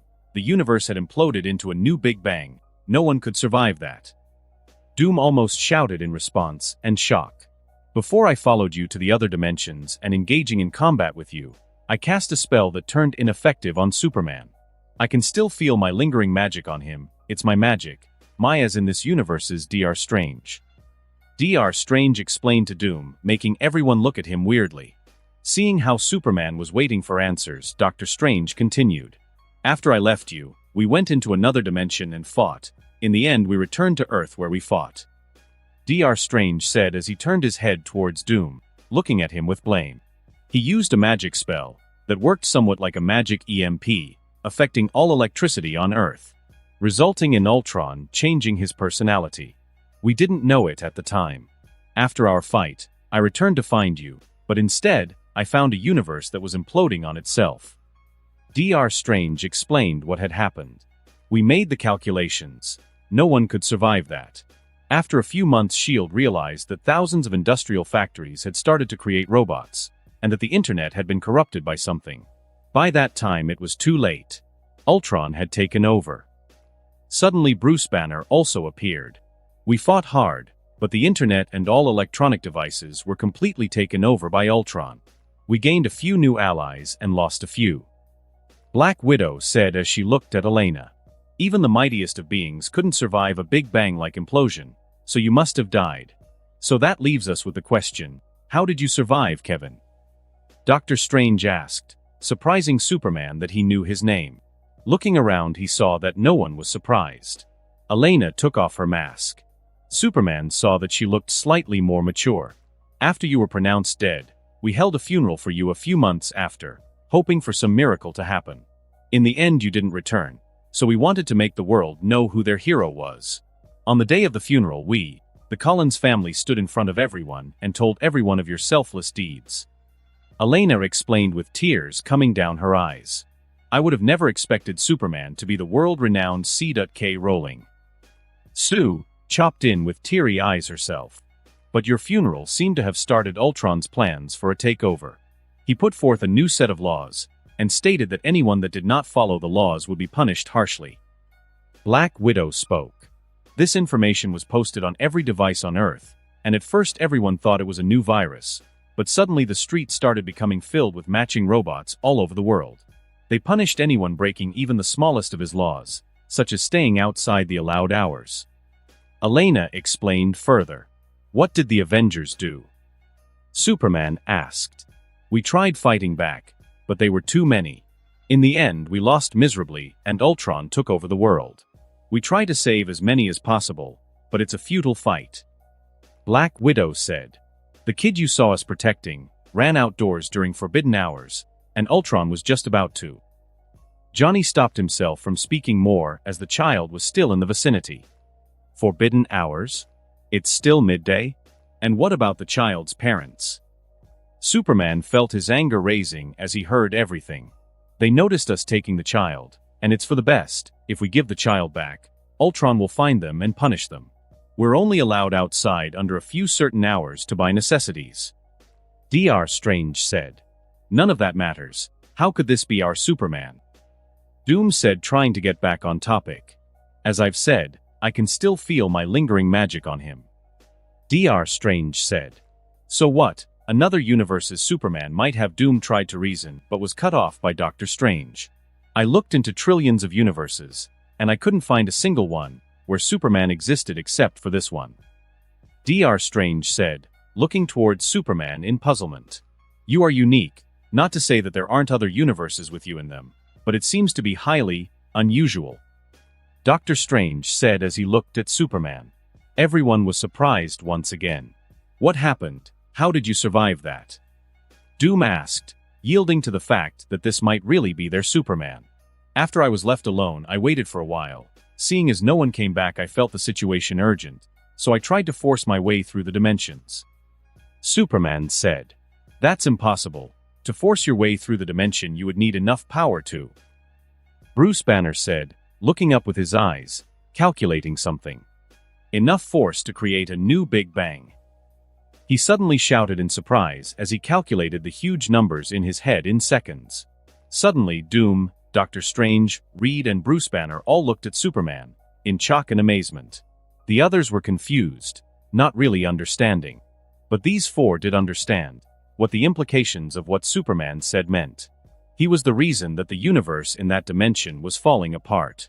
You're way stronger than I thought. No, that doesn't matter. This isn't good news. There are beings out there that won't be happy with you destroying a universe like that, even an empty one. Dr. Strange said. The dimensions that we ran through are only mirror dimensions, empty without any living being in them, but even then they are as vast and real as this one. They are used for their energies, and countless are created every second by themselves. Bruce, Fantastic Four, all your powers are connected to specific universes, where you derive your abilities from. We're lucky you only destroyed one Superman, otherwise there are beings out there that won't be happy at all. Dr. Strange explained. About that, I think. I destroyed a bit more than 1 inch, Superman said, not really sure of the consequences. How many? A few per second, for a few. Many hours before I arrived here. Superman said, hoping that it wasn't so bad, so anything between 10,000 to 100,000 universes, maybe more depending on how many per second. Bruce Banner calculated in his head. Doom, Reed, Banner and Dr. Strange looked at Superman as if he was an alien. The others also started to understand what was going on. That explains why my magic is still lingering on you. For us, it has been 2 years, but for you, a few hours at most. Dr. Strange said as he put together the last puzzle piece. How is that possible? Elena said, both hopefully and in puzzlement. Space and time are one continuity, not one unity, at the same time, not separate entities. By destroying space-time, he jumped through many shattered dimensions. In fact, depending on how much force the dimension shattered by, and in what direction he moved in, the amount of time he jumped though would vary greatly. Reed explained. English, please. Daredevil said. Everyone was curious and happy that the Man of Tomorrow had returned. He jumped through time, thousands of times, in different directions.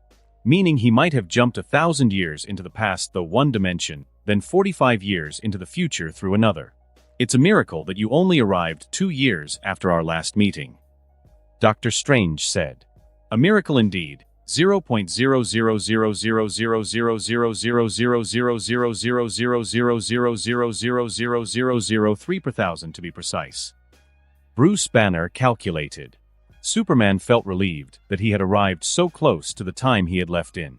Elena hugged him once again, tears still falling down. Superman noticed that more and more people, both heroes and civilians, started surrounding the areas as they noticed the commotion. When they finally laid their eyes on him, they also started crying in relief. The last 2 years had been 2 years of hopelessness for humanity, but seeing Superman made them finally feel like there was a future. So what have you planned against Ultron? Superman asked, trying to figure out if they had any plans. Let's speak about those later after we've regrouped. Black Widow said. She seemed to have taken up the role as the leader of the group. Only then did he notice that she had Captain America's shield on her back. Superman furrowed his brows at this. Why is she holding Captain's shield, and where is he? He thought for himself. Superman felt very exhausted by the information he had gotten. For him, only a few hours had passed, yet so many things had changed. The world was different, almost unrecognizable, and it seemed as if the world needed Superman more than ever. I think I should return to New York. Superman said as the Avengers started moving towards the main building for a meeting. We should plan ahead. Dr. Strange protested. From what I can see, the world needs to see Superman. I need to return. Superman said, feeling that it was important that humanity saw that there was still hope. We've suffered for 2 years already. I understand that you feel an impending need to hurry, but there is time. Ultron does not harm those that follow his rules. Reed explained. Fine, but no matter what, I need to start showing my face around as soon as possible. Superman agreed. As they all reached the main building, Superman asked Elena what had happened to their family and how she ended up in a superhero suit. Mom and Dad are heartbroken. They haven't been the same since. She answered, looking at him. Me and Tyler as well. We didn't take your death well either. In the end, I needed an outlet and started my career as Red Widow after I moved into your apartment. She explained in sadness at the remembrance of his funeral and death. Otherwise, they are back home in Branchville. Last I spoke to them was 2 months ago. She said. Tony came up with a method to stop Ultron once and for all. He and Doom worked on a new apparatus that is both scientific and magical in nature to stop Ultron, but that plan came to a halt 3 months ago. Black Widow said with a lot of sorrow, as everyone sat down for a meeting. What happened? Superman asked as he noticed the look on everyone's faces. Ultron's rebellion affected Tony the most. It's probably because of what you said to him, about taking responsibility for Ultron. But when the rebellion started, Tony changed. Black Widow spoke. I didn't know him from before, and from what I've heard, he was a douche. But from simply fighting by his side in the last 1.5 years, he seemed a lot like you. Elena said, looking at Superman. Superman was shocked at this. He knew that Tony would one day become someone that was the epitome of heroism. But he thought it would take many more years before he could see the day. And now, his sister was saying that Tony was comparable to Superman in character. Yes, he did change greatly, and he was one of the people who fought back the hardest. He barely got any sleep in the last 2 years. But 3 months ago, another great battle took place and... both Tony and Steve. Black Widow couldn't finish, but Superman understood. Everyone was somber. I always knew that there was greatness inside that guy. I wish I could have seen it with my own eyes. Superman said sadly. Even though he and Tony never truly got along, there was still respect between them as they understood that they were both in the peak of their specialty. Doom couldn't continue his magic without Tony's engineering. The apparatus idea was kept on timeout. Dr. Strange continued. What about Bruce or Reed? Couldn't they continue with Tony's work? Superman asked, confused on why the plan had to halt in its entirety. Tony's expertise lies in engineering and technology, while I master in biology and physics. Bruce Banner said, sad at the fact that he had lost a dear friend. I could do it, but the apparatus is based on his repulsor technology, which no one knows about except for the man himself. I've started working on another apparatus with similar abilities, but it will take a long time to finish. Reed explained. This plan. We would rather keep it as planned because the apparatus won't only take out Ultron, it will take out every electrical device on Earth. We will be left with no working technology, and have to start all over. Black Widow said.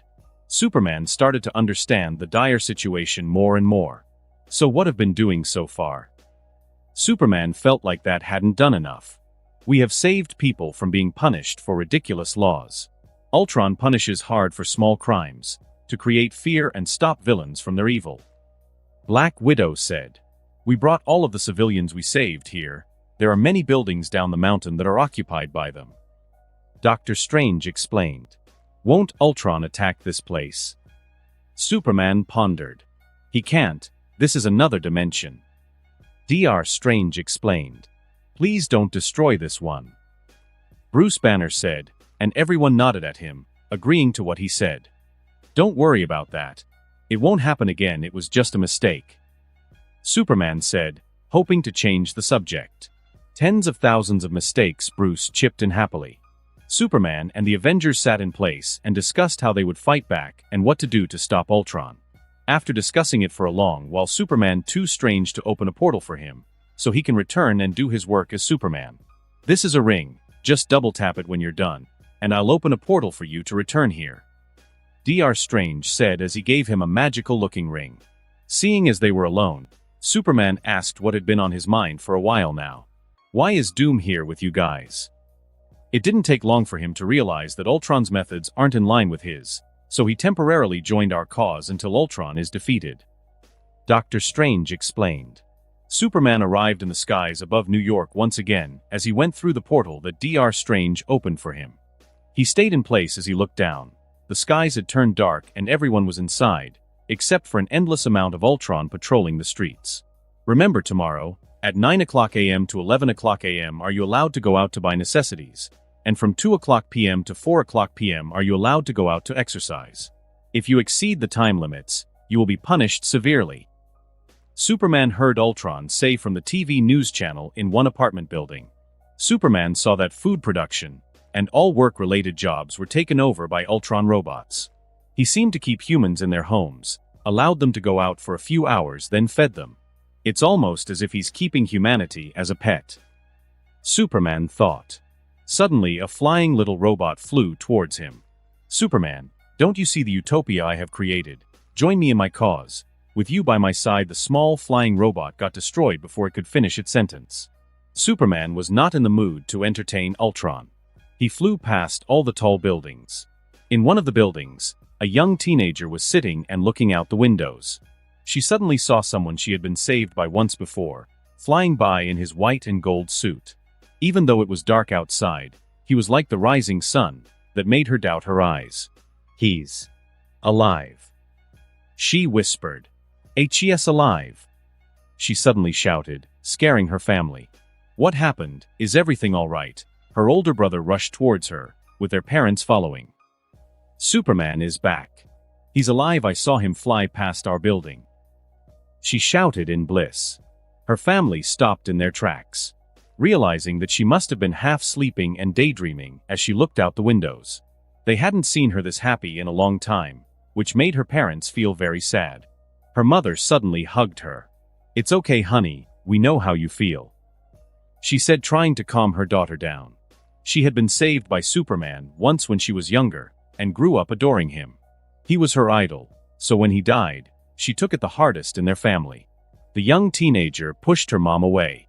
"I know what I saw, he's back," she said, almost annoyed that they didn't believe her. Nonetheless, she knew that sooner or later, the world would become saved once again. Superman flew past many buildings, and he saw lots of people just sitting by their windows and sky-gazing. It seemed as if not having phones really made people bored to death. He even found a 2-year-old kid, sitting and sucking his thumbs, looking at high with his big and pure eyes. He lifted his chubby baby hand and waved at Superman. Superman stopped in his tracks, and waved back with a bright smile. Suddenly someone opened their windows and shouted, "Superman, is that really you?" Loud enough to cause a commotion. Suddenly many people started going to their windows to catch sight of what was going on. Superman turned towards the window that was slightly open, and smiled. "Superman. Superman. Superman. Superman." More and more people started shouting at him, as if they couldn't believe he was real. Superman smiled at everyone and flew away. He could still hear them chanting as he flew away. Superman flew above the Central Park and saw a big statue that had been put in place. He recognized it as he landed in front of it. It was a big 20-meter-tall, diamond-shaped stone, with his S symbol on it. And to the feet of it was a tombstone with his Kevin face on it. "Superman," it said. Superman walked forwards and saw that countless colorful flowers were growing there. It seemed like people were still taking care of his grave. He went forward and read the rest on his tombstone. Kevin B. Collins, a beloved son, brother, friend and hero, died 20xx05xx. Superman felt surreal seeing his own grave. Phantasmagorical is the word that would describe what you're feeling. A robotic voice said from behind him. Superman turned around. He knew that Ultron had arrived, but he couldn't care less. "I allowed them to take care of your grave," he continued, as if Superman should feel pleased. Ultron also walked forward to his gravestone, bent down and picked up a flower. "You should have stayed dead. It would have been better for the people," Ultron said as he looked at the red rose in his hand. "Better for the people, or better for you?" Superman countered. "Better for the people. You see, my existence is only to protect both the planet and humanity from any danger, and I will go as far as I need to make sure I succeed," Ultron said as he stood up. Superman didn't like where this was going. Like chess, I'm even willing to sacrifice a few pawns to make sure that humanity is safe. You only bring disorder and chaos. People were under my perfect rule, but just by showing your face you've already caused a commotion. Nonetheless, this is a perfect way to not only subdue their bodies, but also their hearts, by taking you down right in front of them. Ultron said as he walked closer to Superman. From now on, my bodies will kill one person every minute until you surrender yourself to me. Ultron said as he raised the rose towards Superman, asking him to take it. From his robot arms came smaller arms holding a vibranium shackle, ready to cuff Superman, should he accept the rose and give up.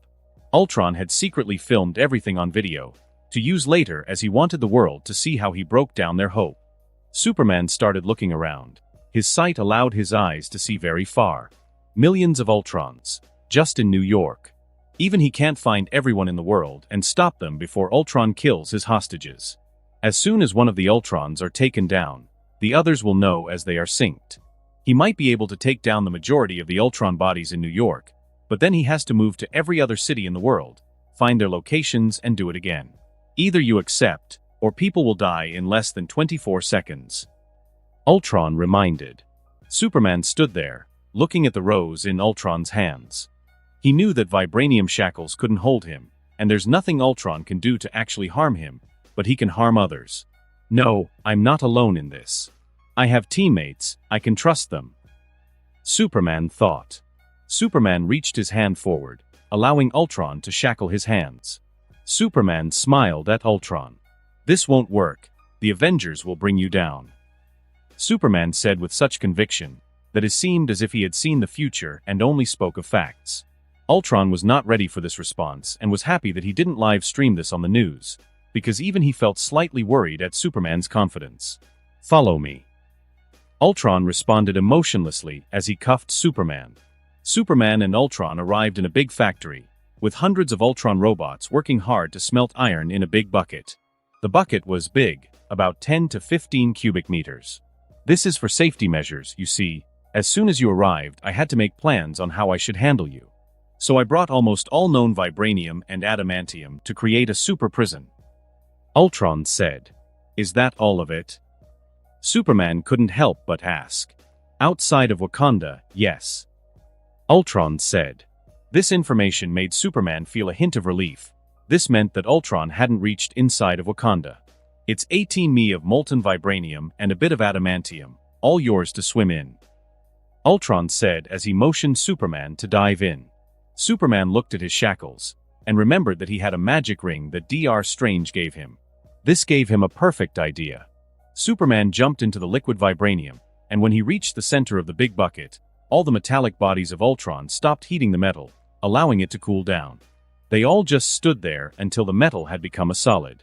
Superman felt that the liquid wasn't as fluid as it looked. It felt like he was in a honey hot tub. And as soon as the robots stopped heating the vibranium, he felt it harden. It took maybe 15 minutes for all the vibranium to harden to a solid. Ultron just looked at the gigantic cube made of vibranium, and felt that even Superman couldn't escape from this. Superman waited until there were only a few robots left to stand guard. Using his X-ray vision, he saw that 3 robots were just standing like statues in different corners, keeping watch of the place. Had he not known better, he would have thought that they were out of batteries, or fakes just standing there collecting dust. About now should do it, Superman thought. He couldn't escape because then Ultron would start killing civilians. But what if the Avengers kidnapped him from his vibranium prison without him doing anything, or having any part of it? Dr. Strange felt it. The ring he had given Superman was calling for him. He went out to an open place and opened a portal to the location of Superman. A strange look took form on Dr. Strange's face as looked around the factory he had arrived in. Right in the middle was a block of metal, the size of a house, and surrounding it were a few robots. Where is he? Dr. Strange wondered as he used a spell to incapacitate the robots. Then he felt the signal of the ring coming from the block of metal. Walking up to it, he realized what was going on as he touched the metal with his bare hand. Superman used his super senses to keep watch over his surroundings and knew exactly what was going on.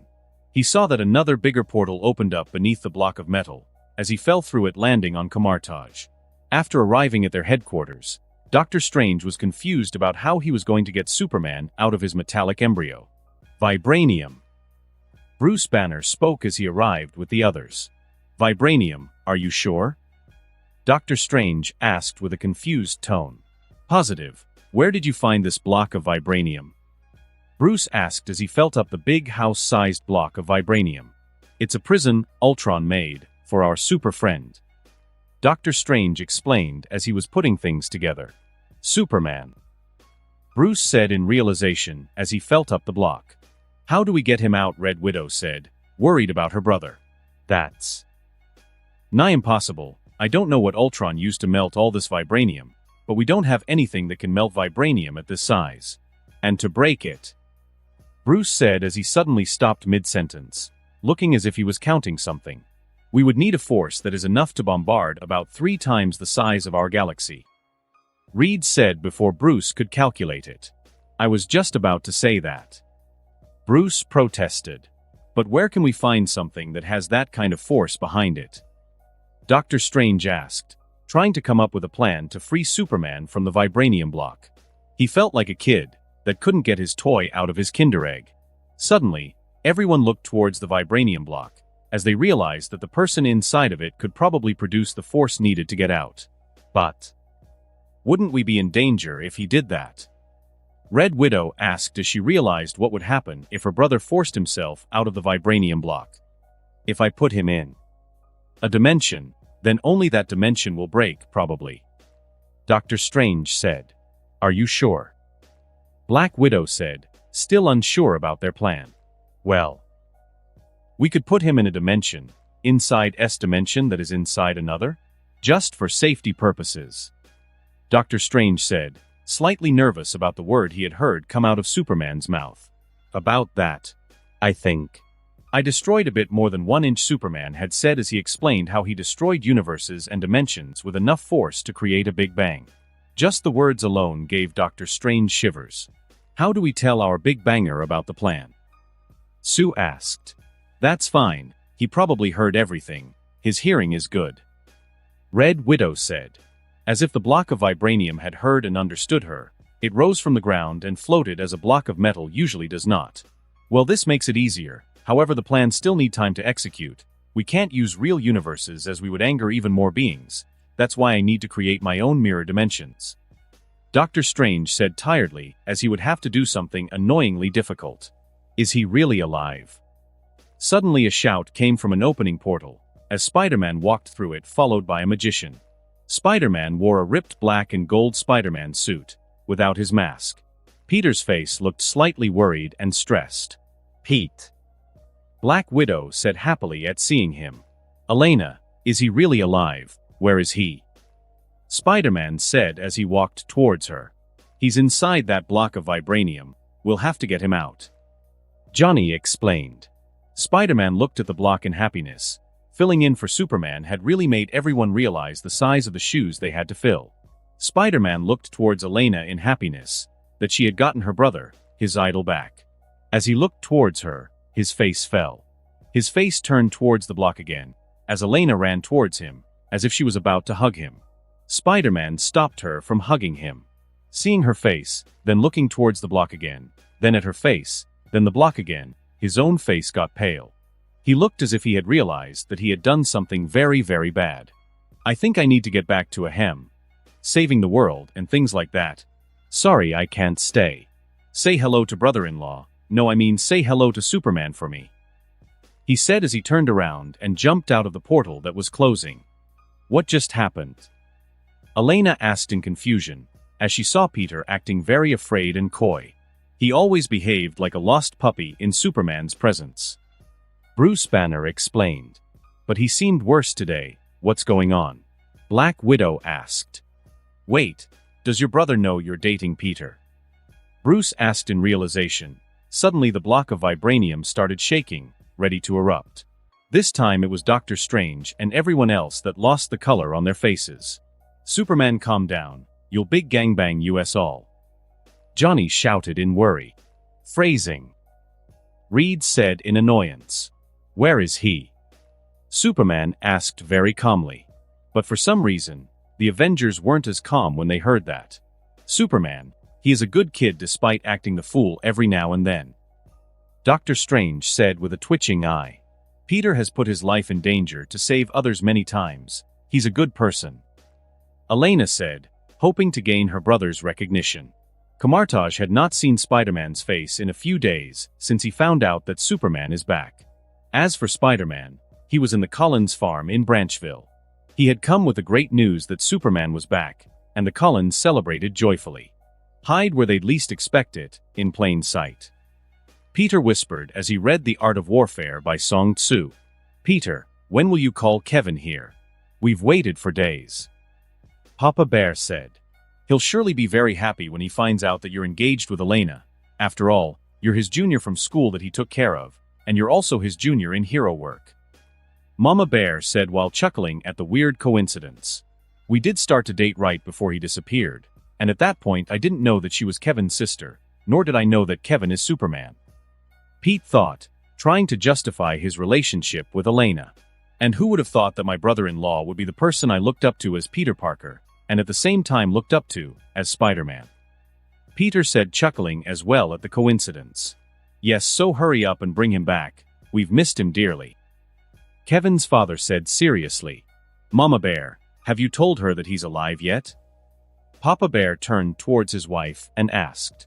Not yet, I don't know how. She was very devastated when the news reached her, and since then she reverted to her old introverted self, barely speaking any words.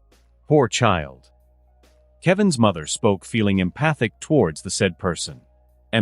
Maybe we should let Kevin take care of that. Kevin's father said, feeling the pain as well. Peter listened on, without knowing who they were talking about, but he felt like he shouldn't ask. He would have, if Superman had stayed dead, but now that he is alive, it feels dangerous finding out more about him. Just the thought sent shivers down his spine, but as long as he shielded himself with his in-laws, he would be safe from Kevin. After all, they liked him and had a good relationship. He understood how Kevin came to be the man he was, after getting to know the Collins. They were genuinely good people, reminding him of his aunt and uncle. Superman didn't dare to stay in one place for too long. He wanted as little contact with Ultron as possible, until Reed and Bruce came up with their anti-Ultron device. He didn't want to bring danger to his family, so for a few weeks, he didn't contact them. Superman showed himself and protected humanity all over the globe before hurriedly disappearing before Ultron could come up with other devious tactics. Superman had once again started a combustion of hope for everyone around the globe. And everyone started to feel like Ultron's rule would end sooner or later. In some places, people even started joining in groups to fight back in rebellion against Ultron. In an underground basement somewhere hidden on Earth, sat an Iron Man-looking robot, made completely out of vibranium. It just sat there silently in the darkness, as its shining red eyes were staring at nothing. Even though it didn't have any facial expressions, if anyone saw his face, they would get the feeling that the robot was seeing in anger. This was Ultron's main body, and its mind was the internet. It was keeping a watch on everything and everyone. Superman, you shouldn't have come back. It spoke eerily. As for Superman, he was above the atmosphere, in the big sea of space, looking down towards the Collins farm. He had missed his family dearly. Suddenly, he found one of the culprits he had been looking for. Peter Parker. Superman thought as he looked at him interacting with his family. Seeing how his family had accepted him as their own, he felt relief for some reason. No, he had always known that his parents had a great eye for people, and even though he found it annoying, Peter was a wonderful guy, albeit very annoying. The reason he didn't like Peter and Elena together was because of the dangerous life of a hero, but now that she had also walked that path. Superman was looking down, feeling conflicted. In the end, seeing his family, he couldn't help but to visit. He started moving so fast that everything stood still. Superman saw the Collins family getting closer to him as he flew down. As soon as he reached the ground, he ran at super speed and searched the whole Collins house for any electric devices. Finding none, he breathed out in relief. Tyrone suddenly appeared and changed his clothes to a t-shirt and jeans. Even though he couldn't see any technological devices, he still didn't want to be seen outside, so he went to sit on the couch and started reading a book. His family was outside farming, and Peter was helping. Kevin couldn't help but to smile as he finally got to feel the familiar feeling of being home once again. Soon, Half an hour went by as Peter started walking back to the house for a glass of water. As he stepped inside and walked towards the kitchen, he walked past the living room where Kevin was sitting. Without looking up from his book, Kevin said, "Hello, Peter." "Oh, Kevin, you're back. Finally, Mama and Papa Bear were asking about you so much that I was getting a headache." Peter chuckled as he continued walking towards the kitchen. But suddenly he stopped in his tracks. Every cell in his body was screaming at him that he was in mortal danger. His face became pale, and his forehead started forming beads of sweat. Seeing as Kevin didn't say anything, he started moving at an incredibly slow pace, hoping that Superman wouldn't notice him. As he reached the kitchen, he got himself 2 glasses of water and started shakingly walking out. "Daddy. I mean, Mr. and Mrs. Collins is very thirsty, so I thought it would be a good idea to bring them water. If I can't bring them the water alive, they might die of dehydration. I need to bring them the water alive," he said as he robotically moved past the living room, as if talking to himself. "I'll keep my eyes on you," Kevin said eerily, loud enough for Peter to hear it. "You will," Peter shouted in excitement as his idol finally had his eyes on him. Realizing that Kevin didn't mean that positively, Peter shivered. "Ahem, I mean, of course you will," he said in fear. When he went outside the door and still found himself alive, he breathed out in relief and started jogging away from the house, feeling as if it was a bomb ready to explode. "Mummy, Daddy, you should go inside, he's back," Peter shouted to Mama and Papa Bear with a fearful tone. "Son, we have something very important to tell you. You might have figured things out considering the fact that you have super hearing," Papa Bear said, sitting in the living room with Mama Bear by his side. After they had reunited, cried and hugged it out, they sat down for a talk.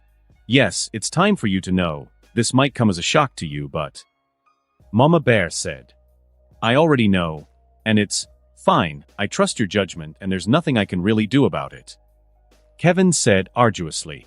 He felt like they were about to protect Peter from the rage of the strongest Avenger.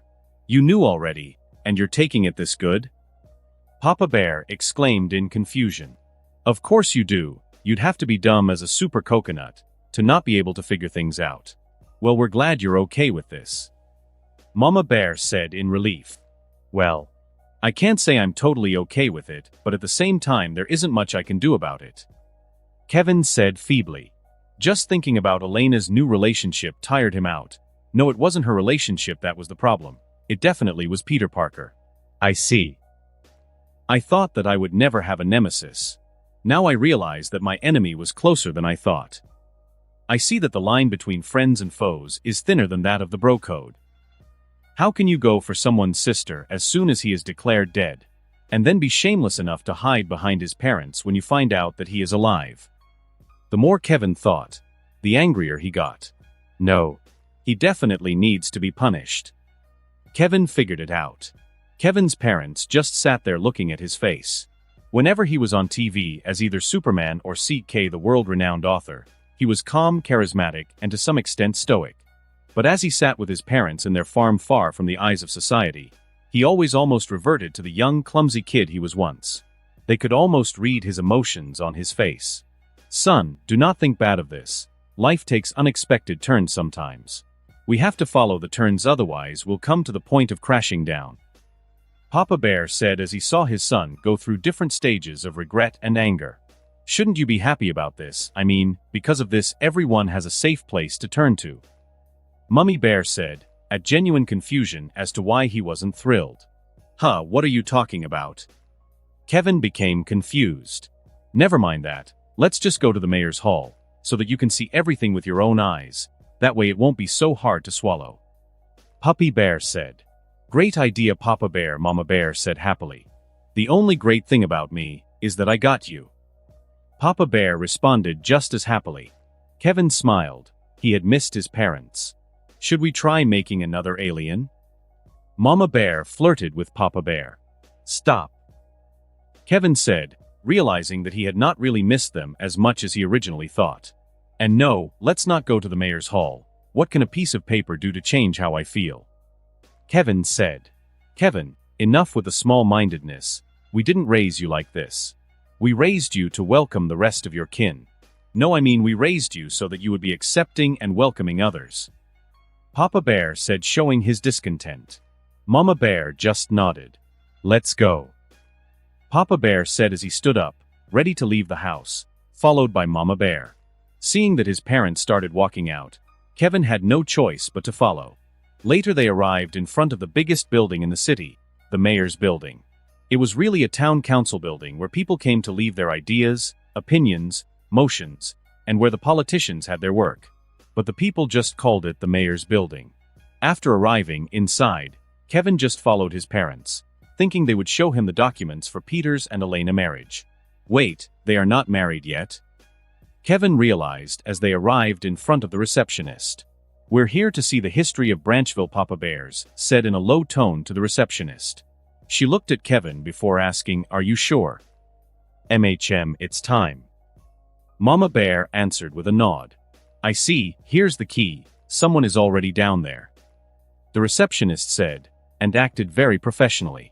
They took the key she had put forward, and started walking to the elevator.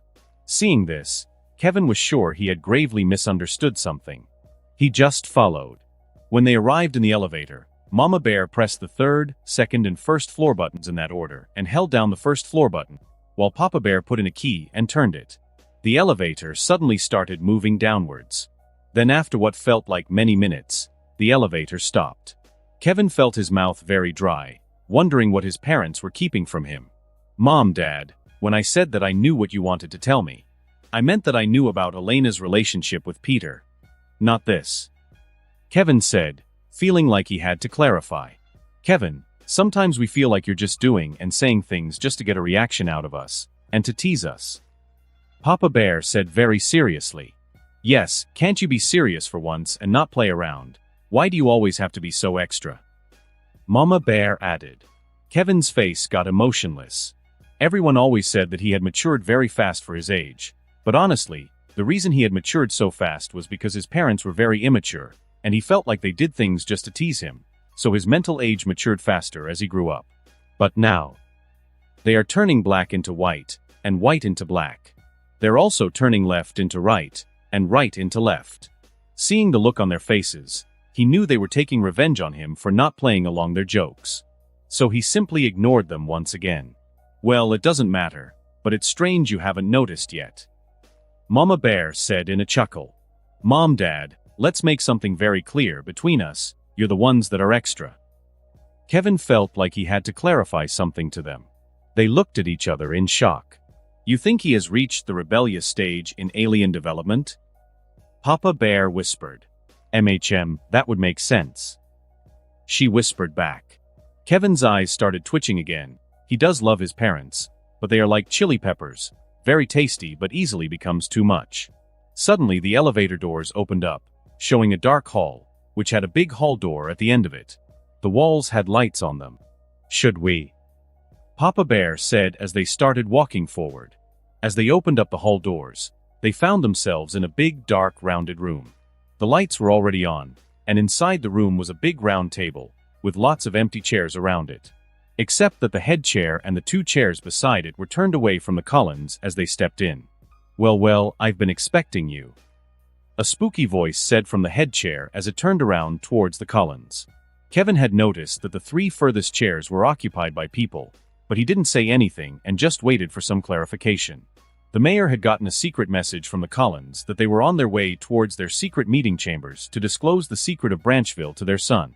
So he had gotten two other members of their group that were free, and hurried down here so that they could act cool in front of who he thought would be Tyler Collins.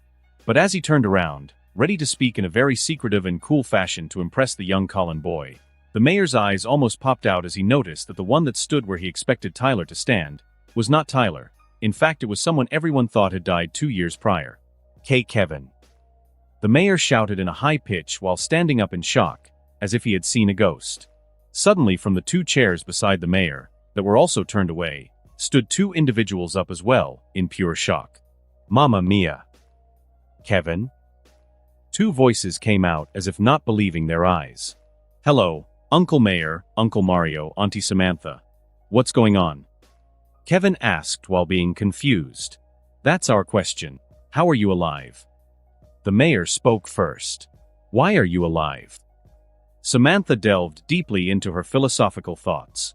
What are you alive? I must have been a ubriaco cum una simia, Uncle Mario exclaimed as if everyone knew Italian. Heh, you think my son will easily die, huh? He has my genes. He's like a cockroach. You can stomp on him as many times as you want, but he always comes back to life like a parasite. Papa Bear answered very proudly over his son. The most importante is that Kevin is back. Noi non potremo avere perfetta vita senza amici. Uncle Mario said happily. So, can you guys tell me what's going on now? Kevin asked, trying to get someone to speak. Remembering what was going on, the trio of uncles and auntie changed their demeanor into that of mystical, behind-the-scenes boss type of aura. Yes, that real Historia di Branchville. Uncle Mario said eerily. The founders were not normal people. Aunt Samantha said. They were mutants that had gathered from all over the continent, each trying to survive on their own until they met and became a group. In the end, their group became so big that they had to settle in a place that was welcoming to others, when no one else was. The mayor explained. The name Branchville comes from the fact that the original settlers wanted to give out an olive branch for those that were different. Mama Bear explained.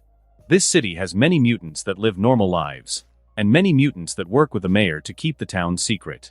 In fact, this is an open secret in this town as we have the biggest populations of mutants, metahumans, superhumans, and of course gingers. Papa Bear said, proud over the fact that Branchville has a very accepting nature. Openly, the mayor's team is a political one, but secretly, they work to import new mutants here for safety and normality, and use their abilities to not be known. Aunt Samantha said, I see. Kevin said in wonder how he hadn't figured that out previously. Our group's name is... Papa Bear said. The FORGRS stands for Family of Real Green Entity Researching Sect. Mama Bear said in excitement, it felt good to finally come out with this big secret of theirs. No. Most definitely not. Stop this already. The mayor cried out in frustration. These couple of two crazies had pushed him to the limit in the last few years with their alien craze. They had nagged him for a secret political party that searches for and researches aliens. They had even asked him to find test subjects that were willing to get impregnated by aliens. You two, one more word out of your mouths about aliens or whatnot and I'll. The mayor exploded fiercely, but he couldn't figure out the rest of the sentence. Infuse alien blood in our systems as punishment to see what happens.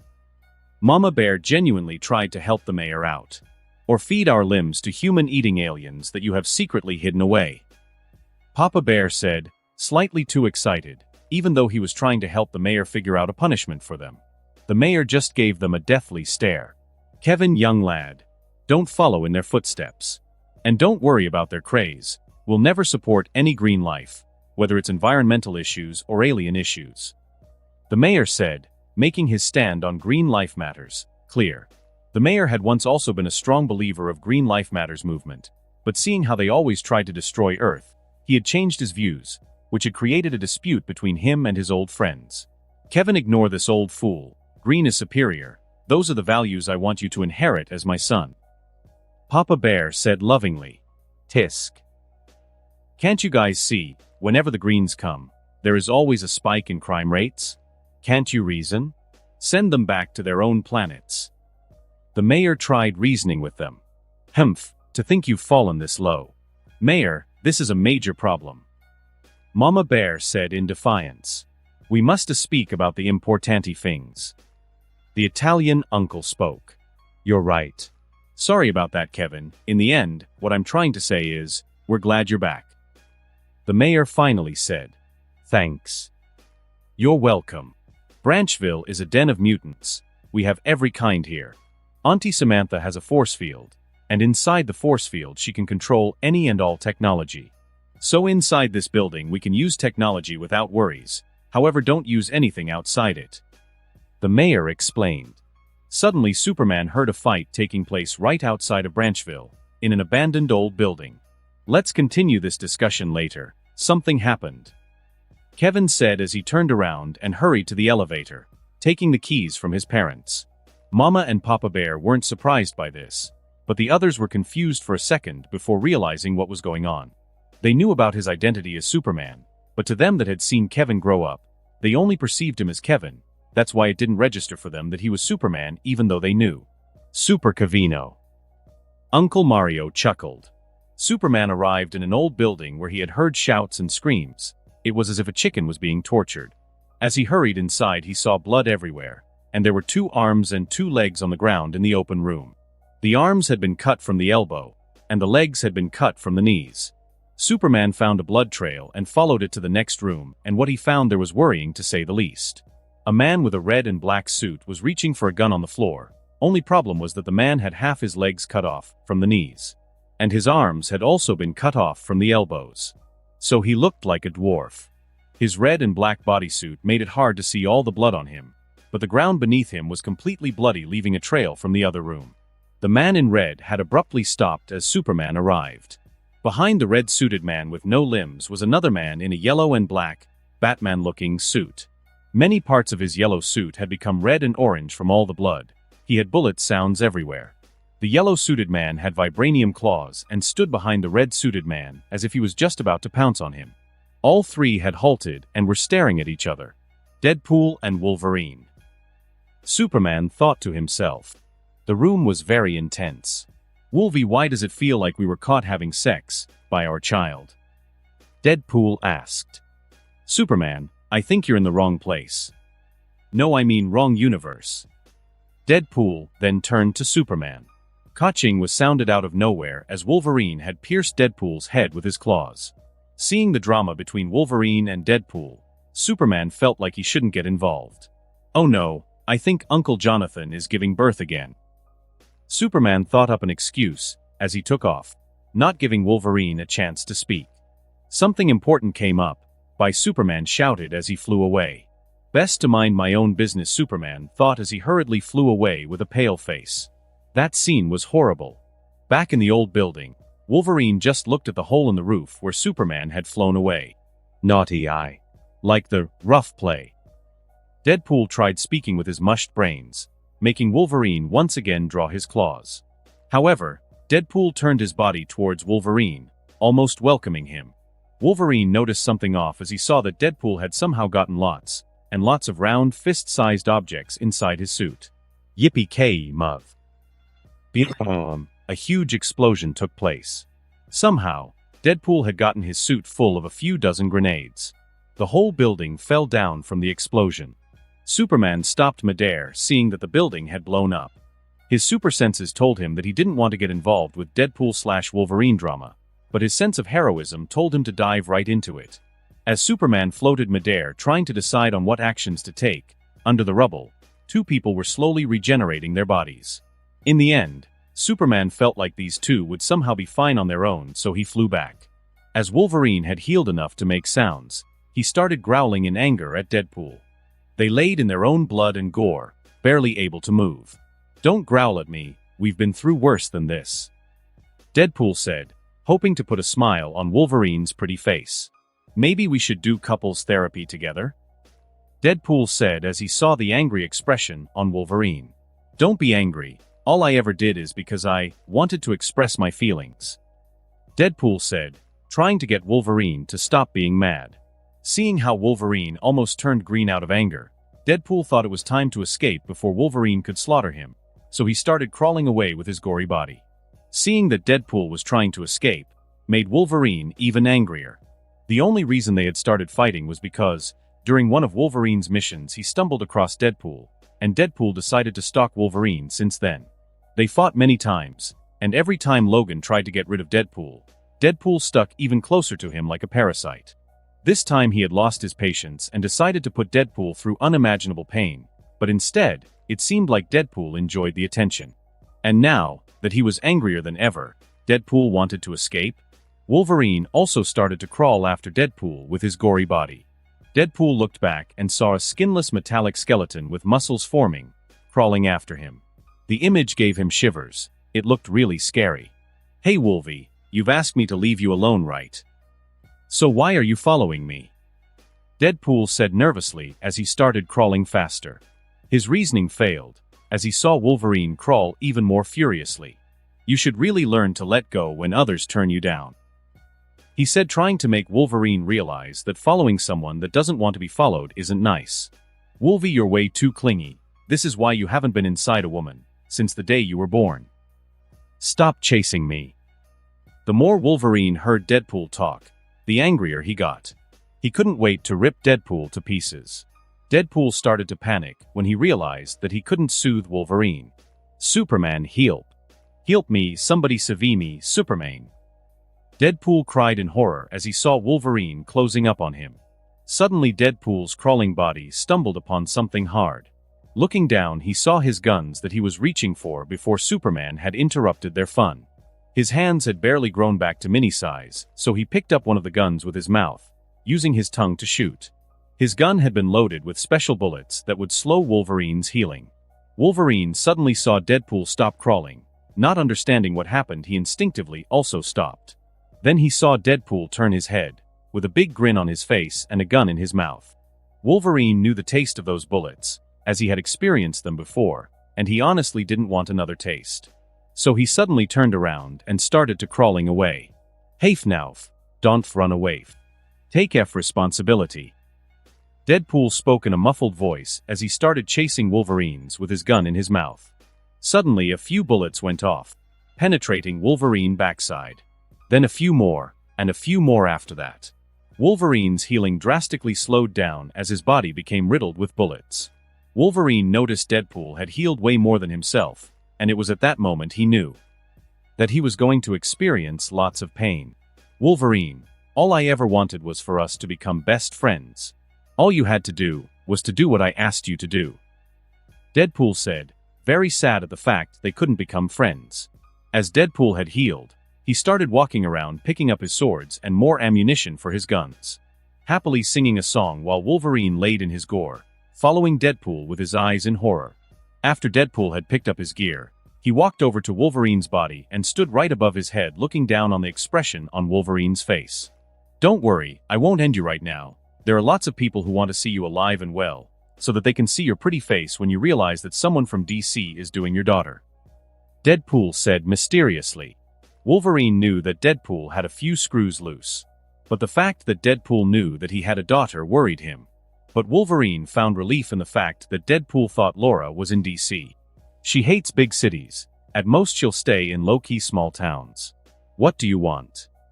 Wolverine said in a growl. You haven't spoken to me in so long that I forgot that you know how to use your mouth other than growling," Deadpool said in shock. Suddenly, as if he had realized something very good, he started speaking in excitement. "Let's put your mouth to good use," he said as he put the barrel of his gun in Wolverine's mouth. Seeing the scary look on Wolverine's face, Deadpool felt slightly sorry. After all, he had taken a real liking to Wolverine. "Let's remove that frown from your face. You're way cuter when you smile," Deadpool said very lovingly, and then pulled the trigger.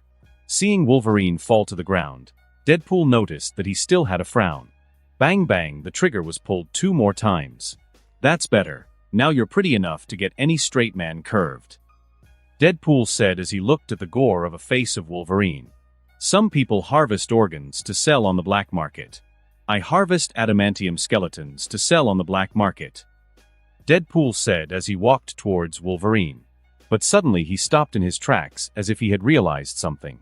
Right. I shouldn't do something illegal when there are witnesses," Deadpool said mysteriously. "What a pity," he said as he looked at all the free money laying inside Wolverine. Bang! Bang! Deadpool shot another 2 bullets out of frustration, but this time it wasn't aimed at the face of Wolverine. "Since I can't get rich, you shouldn't have any valuables either," Deadpool said in bitterness as he looked at the destroyed jewels of Wolverine. As Superman was flying, felt his magic ring that he received from Doctor Strange vibrate. It was sending a signal that soon, Doctor Strange would open a portal. Superman landed in the middle of nowhere and waited for a minute before a golden portal opened up. Seeing the face of Doctor Strange, Superman flew through the portal. A few hours later, the atmosphere was serious as Doctor Strange, Reed, Dr. Banner and Black Widow sat around on sofas as they spoke with Superman. "Didn't you say that it would take longer?" Superman asked. "It was just an estimation. I had a breakthrough. The device is done, however there's a problem." Reed exclaimed as he held onto two similar-looking devices. Each of these needs to be right above the North and South Pole, and at exactly the same length from Earth, and started at exactly the same time. Reed explained how the devices would work. And what will they do? They'll work as super EMP, resetting all electronics on Earth. The cost of that is that all data will be lost. However, the price is worth it in contrast to continuing living under Ultron's rule. Reed said, "All the data will be lost? Do you understand the consequences of that?" Superman asked, making sure they knew what they were doing. "Yes, all data we have on every single person will disappear. All records of criminal activity, all scientific data, all medical data. Everything will disappear, and the digital world economy will cease to exist." Black Widow said as if they had gone through all the outcomes of this. "I see. And you're willing to do this?" Superman whispered to himself. He himself didn't know a better way. "It's not that we are willing, it's that there isn't another way." Reed said, hearing Superman's whisper. "Fine, then I'm assuming that Captain Marvel is the one that will go to space with me? Where is she?" Superman said as he realized that he hadn't seen her since he returned. "About a month or two after you disappeared, she said that something important came up, so she just flew into space. We haven't seen her since." Black Widow said, not liking that she didn't know something. "Don't worry, I'll cast a spell and teleport the both you and me to the exact spots we need to be in. The question is, how will we start the devices at exactly the same time?" Dr. Strange said, "You don't need to think about that. As soon as we're in our locations, just press it whenever you're ready, and I'll press it at the same time." Superman said, "You don't understand, it needs to be exactly at the same time. The two electrical pulses must meet at exactly the center of Earth for them to have the right effect. You only have an error window of 0.0000000000000000001 seconds. And if you do it wrong, then the devices will be bust." Bruce Banner explained. "Still, I can do it, leave it to me." Superman said confidently, "Let's not waste any time then. Are you sure that the devices are ready?" Dr. Strange asked the smart people. "As sure as you are that the sun will rise tomorrow." Reed answered, "With how things are going, I'm not so sure that the sun will rise again." Dr. Strange said as he started drawing up magic circles. "Exactly." Reed said. Dr. Strange almost faltered when he heard that answer. "Well, are you at least certain that it won't do any more harm?" "No, wait, don't answer that, let me focus." Dr. Strange spoke. "Superman, get ready. I'll teleport you to the exact coordinates. Then I'll teleport to my coordinates and press the button." Dr. Strange said, looking at Superman. Seeing Superman's calm composure gave the others a feeling that everything would end up well. Superman saw that a teleportation rift opened up and swallowed him. As soon as he got to space, he saw the brilliant Earth, the sun, and then he focused his eyes on the other side of the Earth where he saw Dr. Strange. Dr. Strange was looking at his magic circles as if he was calculating something. Then suddenly Superman saw him press the button in slow motion. His super senses allowed the world to slow down to the point of it looking like it stood still. Superman waited for the exactly right moment and pressed the button on the device exactly at the same time as Dr. Strange did. Then, nothing happened. Dr. Strange had pressed the button, but nothing happened as well. Don't tell me Superman got the timing wrong. No, maybe the device is broken? Dr. Strange thought. Suddenly, two delayed EMP were released from the devices and rushed like waved towards the Earth. The EMP waves passed the planet's ulterior and then met in the core. As they met each other, they amplified one another and became strong enough to engulf the complete planet in an EMP field. Suddenly, every TV, computer, and other electrical devices on the planet stopped working. In some random location, Ultron was apprehending a teenager. "You have committed a crime. You will be apprehended." An Ultron spoke to a teenager that had snuck outside the allowed hours. The teenager looked horrified, but suddenly he saw the Ultron stop, and the lights in its eyes went out. Did it get buggy? The teen looked confusedly at the robot. "The Avengers, led by Superman, who has returned to us, has done it again. Citizens of the planet, don't worry, Ultron has been defeated and you can go outside. All help will be appreciated to restore the planet to what it was before." A radio voice was heard in every place in the world. A week after the fall of Ultron, they had successfully put up new radios in almost every city in the world to spread the news to the people. The government worked hard to restore their societies to what it was before, and technology is being slowly rebuilt. In the Collins farm, two young men are out in the fields, gardening. One of them was taller and wider than the other, but both of them fit. Kevin looked at his brother. Seeing him working in the dirt, he couldn't help but to smile. It had been a long time since they worked together like this. Tyler noticed that Kevin stopped working, so he turned towards him and saw him just smiling. "Hey, if you're as lazy with the ladies as you're in the fields, it's no wonder you're still single." Tyler shouted at him in slight annoyance. For some reason, even though he loved his elder brother, seeing his goofy smile annoyed him. Hearing Tyler's remark, Kevin couldn't help but to think back to his last kiss with Captain Marvel. She had disappeared after their kiss. Then he couldn't help but to think about Laura. She had also disappeared. No one knew her location. He had asked around, wanting to meet her, but his family was ignorant of her location. They worried about her dearly. Seeing Kevin's face looking as if he's in deep thought, Tyler couldn't help but to sigh. His elder brother barely had any friends, no relationship, worked like an introvert, and lately fell into deep thought just like right now. If it wasn't for the fact that he was also Superman, he would have worried that his brother is socially incompetent and would stay a single dog forever. "My wifey has a sister. Should I hook them up?" Tyler whispered to himself. Kevin's eyes reached the blue skies. They are clear, and the wind slightly caresses his face while the sun warms it. He is simply enjoying the good times while he is in them. Both Tyler and Kevin heard a car speeding towards the Collin farm. Looking towards their parking place, they found a classy car suddenly parking as a woman with a leather jacket stepped outside it. She hurriedly looked around as if she was searching for someone. And as she laid her eyes on Kevin, she found herself shocked and unable to move. "Laura." Kevin said her name. She suddenly ran towards him at her full speed and jumped him in a hug. Kevin was just astonished at what was happening, as she cried in his arms. Kevin noticed that Tyler had escaped and left them alone. "Laura, I was worried about you," he whispered as he hugged her. "It's me that should say that. I thought you died," she cried. Kevin just let her cry it all out. Feeling her warmth and soft nature, he couldn't help but to feel protective, so he hugged her closer with one hand on the back of her head and the other on her waist. "I thought you died, and I realized how much I love you. Everything in Branchville reminded me of you, so I escaped this place to somewhere as far as possible. When I heard that you had come back and defeated Ultron, I returned as fast as possible to tell you that you were wrong. I do love you from the very beginning." She cried in his arms, and as she spoke those last words, she looked up with her puffy eyes and pink nose. Kevin felt a huge plot twist was happening in his life. Had he misunderstood her from the beginning? He couldn't find the words to speak. "It's fine if you don't love me back, just as long as you're alive," she said meekly and hugged him even tighter. "I didn't know that you felt that way. I'm sorry for hurting you."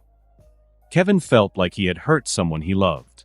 Laura was a tough girl on the exterior, but on the inside she was a very soft girl hoping for love and family. And when she found a home in Branchville, she lit up the whole world with her happiness. Knowing that he was responsible for destroying that happiness, Kevin felt very guilty. "As long as you're alive, it's fine," she said. "No, it's not," Kevin responded. "No, it is. You don't understand. Whenever I saw your name on the TV, whether it was as Superman or the author that everyone loves, I always smiled and became happy. Whenever I saw your sibling and thought of you, I was filled with happiness. Whenever your parents took care of me as if I was their daughter, I was filled with happiness. You brought me so much hope, not as Superman but as Kevin. I'm happy just being in your life, and for that you need to be alive," she retorted. "I want you to be more than just someone in my life. I want you to be a big part of it as I was a big part of yours. Laura, I love you and have always loved you," Kevin said as if he finally found his resolve. She looked up towards him with slightly pink cheeks and red lips. She usually looked cold, but right now she looks like the warmest, kindest person in the world. Kevin raised his hands and held her cheeks in his hands as he lightly squeezed, making her lips pout. Cute, Kevin thought as he realized that she was just an innocent soul on the inside. Looking into her brown eyes and pupils that had expanded, Kevin finally felt like the hole that was left in his heart since their breakup was being filled again. Laura felt very shy. This was the first time she truly had opened up and given herself emotionally to someone. She has learnt that this is a necessary step in keeping those close to you.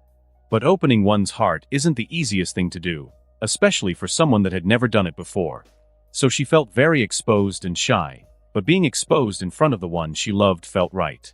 She didn't know how lovely she looked at this moment, like an innocent schoolgirl being in love for the first time even though she's in her mid-20s.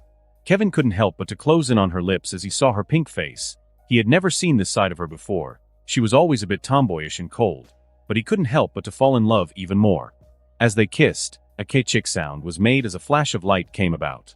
Both Superman and Laura turned their heads to the side, and saw Papa Bear, Mama Bear, Elena and Peter standing there with Tyler in the back looking guilty. As for Peter, he had a camera in his hands, and he looked very excited. "This time I have Mama and Papa Bear's protection. What can you do to me now?"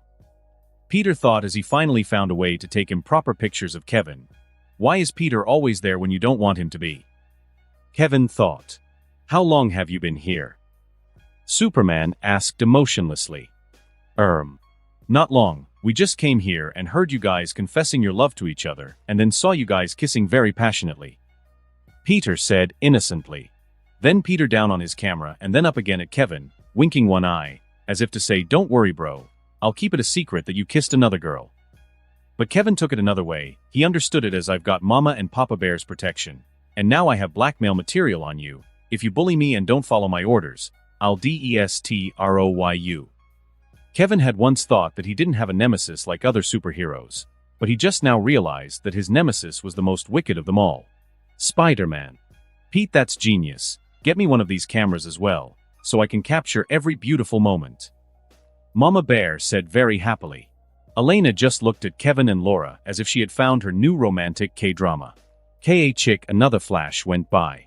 This time it was his mother, taking another picture of Kevin, standing there looking emotionlessly at them, with Laura a step behind at his side, holding the hem of his shirt, looking down with a pink, shy face.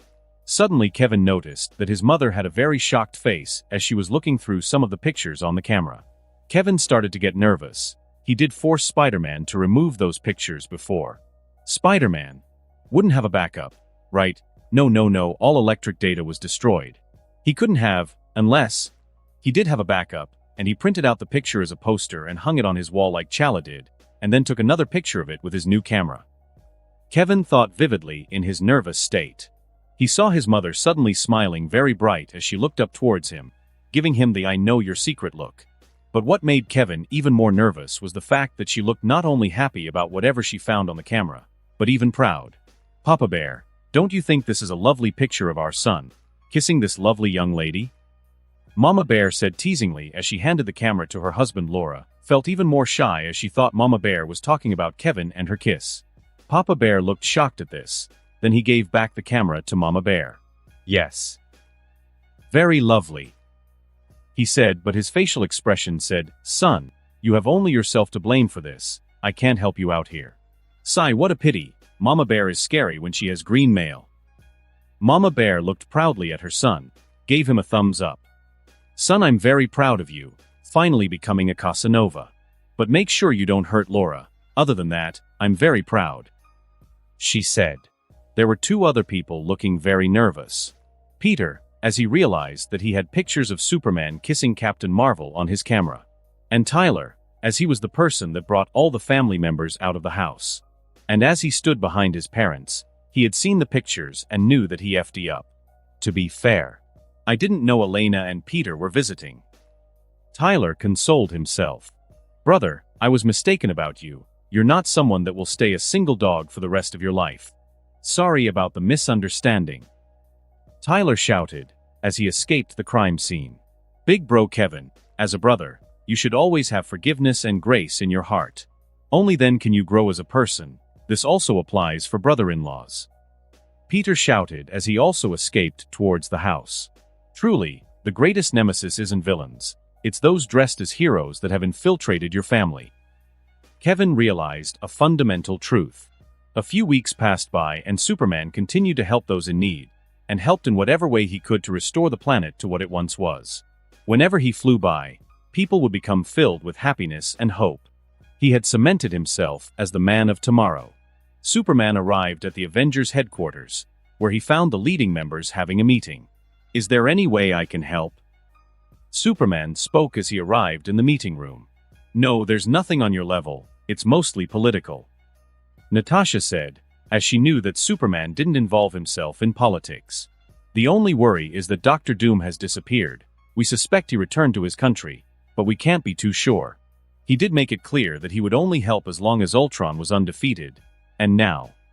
Bruce didn't finish his words as he knew he had spoken all that needed to be said. Let's be ready for whatever he might be planning. Better to be ready than sorry. Superman said. He had noticed that the headquarters were mostly empty. It was because most of the Avengers were out, helping in whatever way they could. Superman had noticed that after the Age of Ultron, the world was in a calm state. He felt like this was a calm before a storm. But he wasn't worried because the Avengers had really matured as heroes and team members. They would do fine no matter what. Superman couldn't help but smile as he saw his team members working hard to solve problems. Thank you for your hard work. Superman said as he left. Everyone in the meeting was confused. Why did it sound like a goodbye? Reed couldn't help but to ask. Superman continued showing his face around the globe as he helped wherever he could for a few months, but he noticed that oftentimes, right after he arrived somewhere, another Avenger also arrived and helped him even though he didn't need it. Superman looked down on the street where police escorted civilians away, as Hulk, Spider-Man, the Torch and Firestar held back an evil Red Hulk. They worked as a team and kept the civilians safe. Other members arrived and supported them. Among them, many of the X-Men had joined the Avengers, as they followed in Firestar's footsteps. This would have normally led to a controversy, but the internet hadn't completely been restored to its former state, so information spread slower, making it easier for the people to adapt to mutants. Seeing as they were handling the matter perfectly, Superman flew home to his apartment. When he arrived in his apartment through the roof, he found Laura in the kitchen looking serious with a frown in her face, with a cooking book in one hand and a kitchen knife in another. It smelled like grilled chicken. The chicken is probably slightly burnt. Kevin thought as he chuckled. Only then did Laura notice that Kevin had returned. You're back, she said happily, but as she saw that he was looking towards the oven where the chicken was, she lost her composure. No, don't look, this is just training, you can't eat this, she hurriedly said as she stood in front of the oven, not letting him see her food. Usually Kevin didn't return until late. Sometimes he didn't even return for a few days.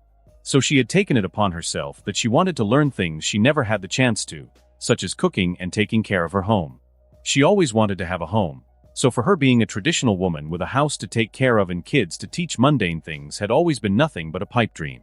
So for her, being a woman that can cook and clean wasn't something to be looked down upon. It was so mundane that she wanted it more than ever. So while Kevin was away, she tried to learn as much as she could, so she could surprise him one day. But unexpectedly Kevin had returned early. It smells great, why can't I have a taste? Kevin said with a sad face. No tasting the food, she said adamantly. Then maybe I should taste you? Kevin said with a smirk as he moved towards her. She was very cute with her apron on. Ching! Was heard as she pointed her claws towards him, with a very serious expression. Kevin stood still, looking awkward. Okay, I give up, he said nervously. Even though she couldn't hurt him, whenever she got serious, his life would get serious as well. That's better, go take a shower or something, I'll be done soon, she said as she turned around to keep making food. How long have you been learning to cook, and what do you do with the food? He asked as he started to leave the room. Since I moved here, I fed the homeless cats with the food, she said as she continued working. Kevin almost fell down. She feeds the cats but not him? Felt like he got scammed. She was so cute and docile before, but now that she moved in she became so hardcore. Right, after you're done, can you come to the roof? I want to show you something, Kevin said as he went out. Kevin sat on one of the chairs on the roof, enjoying a sunbath while waiting for Laura. Usually, he always had one ear listening for trouble around the globe, but lately he has decreased his listening without even noticing. Right now he was just enjoying the moment, and he found himself doing that more and more since the defeat of Ultron. He had realized many things as he grew as Kevin. Laura came up and found Kevin basking in the sun. Seeing him shirtless always made her feel like she was dating some supermodel. She went up to him smiling. Kevin hadn't even noticed her arrival until she shadowed him from the sun. Only then did he open his eyes and see her in her apron, standing right above him smiling. Strangely enough, it gets brighter when you stand in front of me, compared to the sun, he said with a smirk. Strangely enough, you've become very smooth with your tongue. Don't tell me you've been flirting with other women? She asked skeptically. No way, you're enough for me, he said nervously as he sat up and dragged her down towards him. He rested on his chair with Laura in his arms. I might just hold you beside me forever, he said. She slightly fought back but couldn't release herself from him. So I have no choice in the matter, she asked teasingly. No you don't, Kevin said with a bright smile as he picked up her hand and slowly put a ring on her finger. She was very startled. Is he proposing? She couldn't help but to be confused. Kevin simply said that he will keep her beside him forever and put a ring on her finger. Usually one asks so she isn't completely sure what he intends with this. Seeing her confused look, he smiled brightly. Don't you want to be my wife? Kevin asked. Why I mean yes. The answer's yes. She started stuttering in confusion before she answered and hugged him in bliss. While hugging him she felt the air getting colder, so she looked around and found that he had carried her to the sky. Looking down at New York she found it looking very small. She turned towards him and kissed him. Should we share this news with our family as well? He asked with a smile. Our? She asked. They will be your mother, father, brother and sister-in-law, so family, he said in a smile. She also smiled very brightly as tears started falling down her cheeks. By the time she had hugged him and kissed him many times, she had noticed that they had arrived above the Collins farm. As they landed, they went into the house. Mom, Dad, we're back, Kevin shouted as he walked inside. But what he found inside felt like it wasn't such a good idea to involve Laura in his family too much. Mama Bear and Papa Bear stood with lightsabers in their hands, ready to fight each other. What's going on? Kevin asked.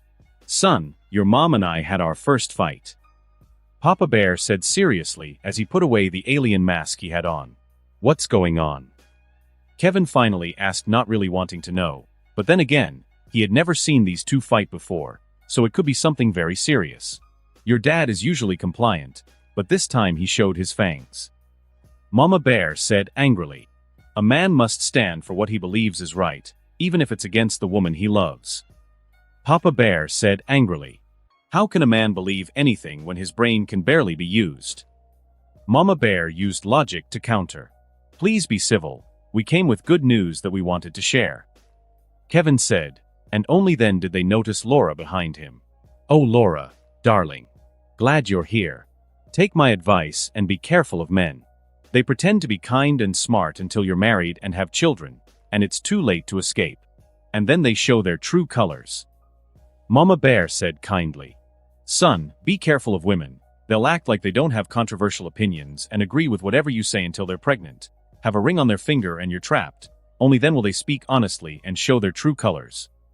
Papa Bear gave his son sound advice. Could you guys tell me what you're fighting about? Kevin said. She said that aliens are pure green like grass. How is that even logical? He said that aliens are light green, almost gray in color. This is the speech of a heretic. They both shouted at the same time. No one has ever understood aliens to be pure green. It's unrealistic, Papa Bear said in frustration. Excuses. Do you even believe in the green? This light green nonsense is just what heretics speak about. Can't you hear yourself? Mama Bear said dangerously as she readied her lightsaber. Realistically, they aren't green, Kevin said, gaining the attention of both bears. Watch your tongue, young man, Papa Bear said. You better have come with good news or else. Mama Bear finished. Sigh. Why do you two always have to be so extra? We're getting married, Kevin said as he raised his and Laura's hand showing her ring. Both bears perked up and jumped at the two with pure happiness, totally forgetting their earlier fight. Congratulations. They hugged and spoke happily as they sat down on the couch. Kevin, you said that you have something else to say? Laura finally asked what he had meant before. Yes, I wanted to tell you guys for a while, but I wasn't sure until very recently. I think the world doesn't need Superman anymore. Kevin said nervously. He didn't want to disappoint his parents or Laura, but he felt like it was time to retire. No one said anything for a while. You sure? His dad asked seriously. Yes, as you know, I've been Superman for about a decade already, and I feel like Superman has fulfilled his purpose. Other than becoming the symbol of hope, he made the Avengers the symbol of hope, and they're doing a great job even without me. Recently I found myself thinking about Laura and building my future as Kevin, rather than thinking as Superman. Kevin said. All of them looked at him. They wouldn't be against his choice, rather they would be happy about it, since he won't jump into danger. But they also knew what it meant to him, to put on the suit and save people's lives. It meant everything to him. Kevin, why not just do Superman half-time? Why do you need to retire completely? Laura asked, hoping that he wasn't sacrificing himself for her. The world doesn't need Superman anymore. Is what I want to say, but the truth is, the world didn't need Superman from 3 to 4 years back. That's how good the Avengers have become. Kevin said while thinking back. Then why? His mother asked. Because I don't need Superman anymore. Kevin said, very genuinely and openly, which shocked them all. Kevin was very trusting and honest with them about everything, but it seems like he had his own inner demons that he had fought with. They had no idea about this matter as he always seemed so sunny and bright. Only now did they realize that Kevin was more human than they could ever suspect. Guilt started taking form in their guts, as they realized that they might have failed in some aspects, since they felt like they should have supported Kevin when he needed it. Seeing their facial expressions, Kevin chuckled. Don't worry, it's not something serious, but we all have demons of the past that haunt us. It's not your fault for not noticing it, since even I didn't notice it until I saw my own grave. Since then, I started realizing things. And now I feel like the S has fulfilled its purpose. I don't need it anymore. Kevin said in a smile. His parents hugged him. Even Laura felt slightly guilty. After all, they are his closest people, and they couldn't see that he was going through something, and couldn't be a pillar of support for him as he had been for them and the whole planet alike. So will you go cold turkey on the world? How does Superman even retire? His dad mumbled while hugging him. I'll lessen my time wearing the suit. Until finally, I'll break the news to the Avengers and let them handle the public domain of the matter. I trust them. Kevin said. And he did as he said. For the coming months, he saved less and fewer people, until it had been 2 weeks since he last showed his face. The Avengers worked hard. Among them both Spider-Man and Red Widow were out doing the hero work the most. Fire Fist Johnny, Firestar, all the friends he had made always threw themselves at danger to save the innocent. Kevin stood by the window in his apartment and looked down on the city. He saw a metallic man who he assumed to be Colossus, working together with the Fire Fist Johnny, Firestar, Dr. Strange and She-Hulk fighting against Scarlet Witch, all the way on the other side of the city. This looks serious. Maybe you should help them? Laura said as she sat in front of the TV. Kevin felt content seeing her struggling to paint the nails on her feet because of the child residing in her stomach, all the while listening to the news. What? My pregnant wife wants to put me in harm's way. Don't tell me you want to get rid of me before a black child is born. Kevin said teasingly.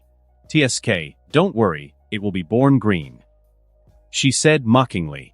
He went towards her and kissed her head, and for a second he could swear he heard her purr. He sometimes felt like she was a cat in a human body. Acting cute, then fierce all of a sudden, showing her fangs and claws.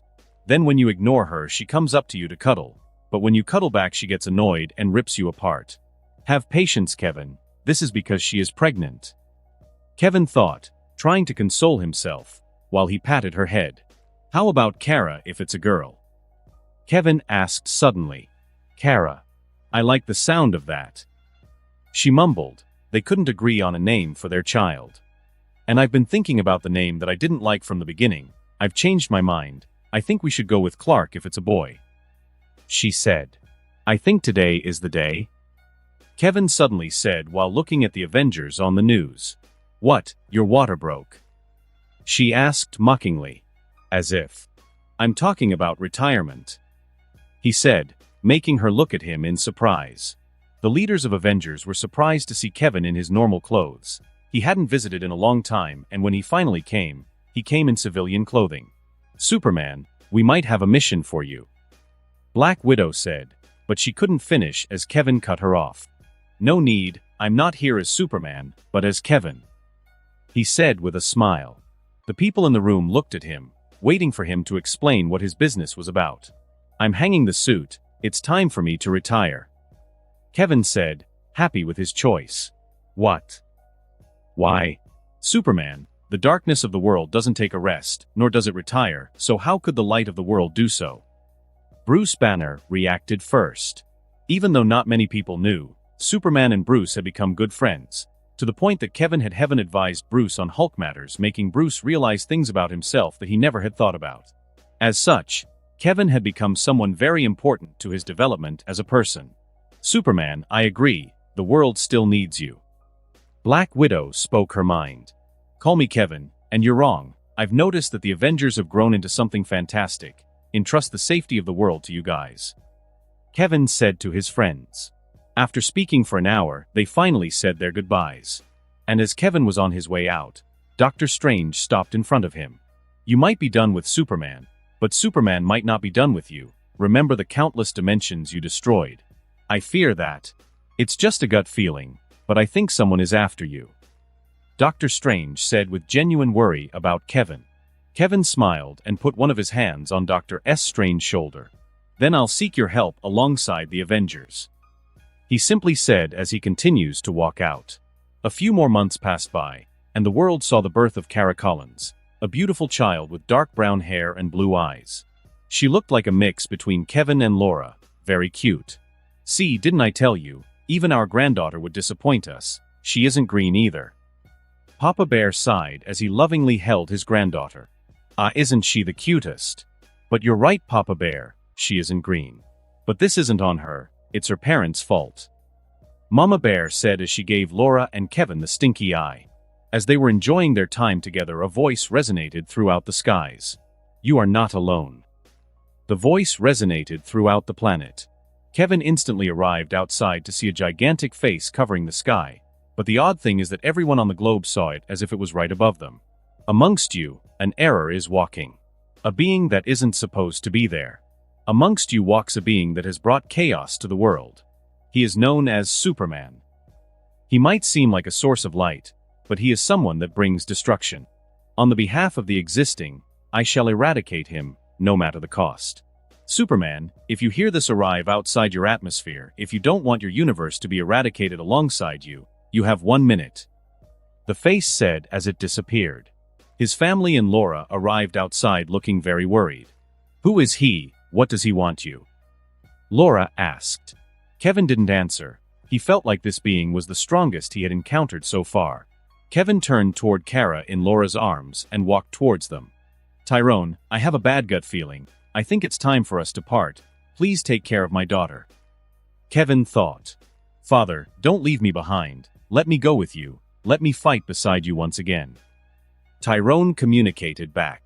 Tyrone, this person is the strongest I've met. If you go with me, I might survive, but you might not, so take care of Kara as if she's your real sister.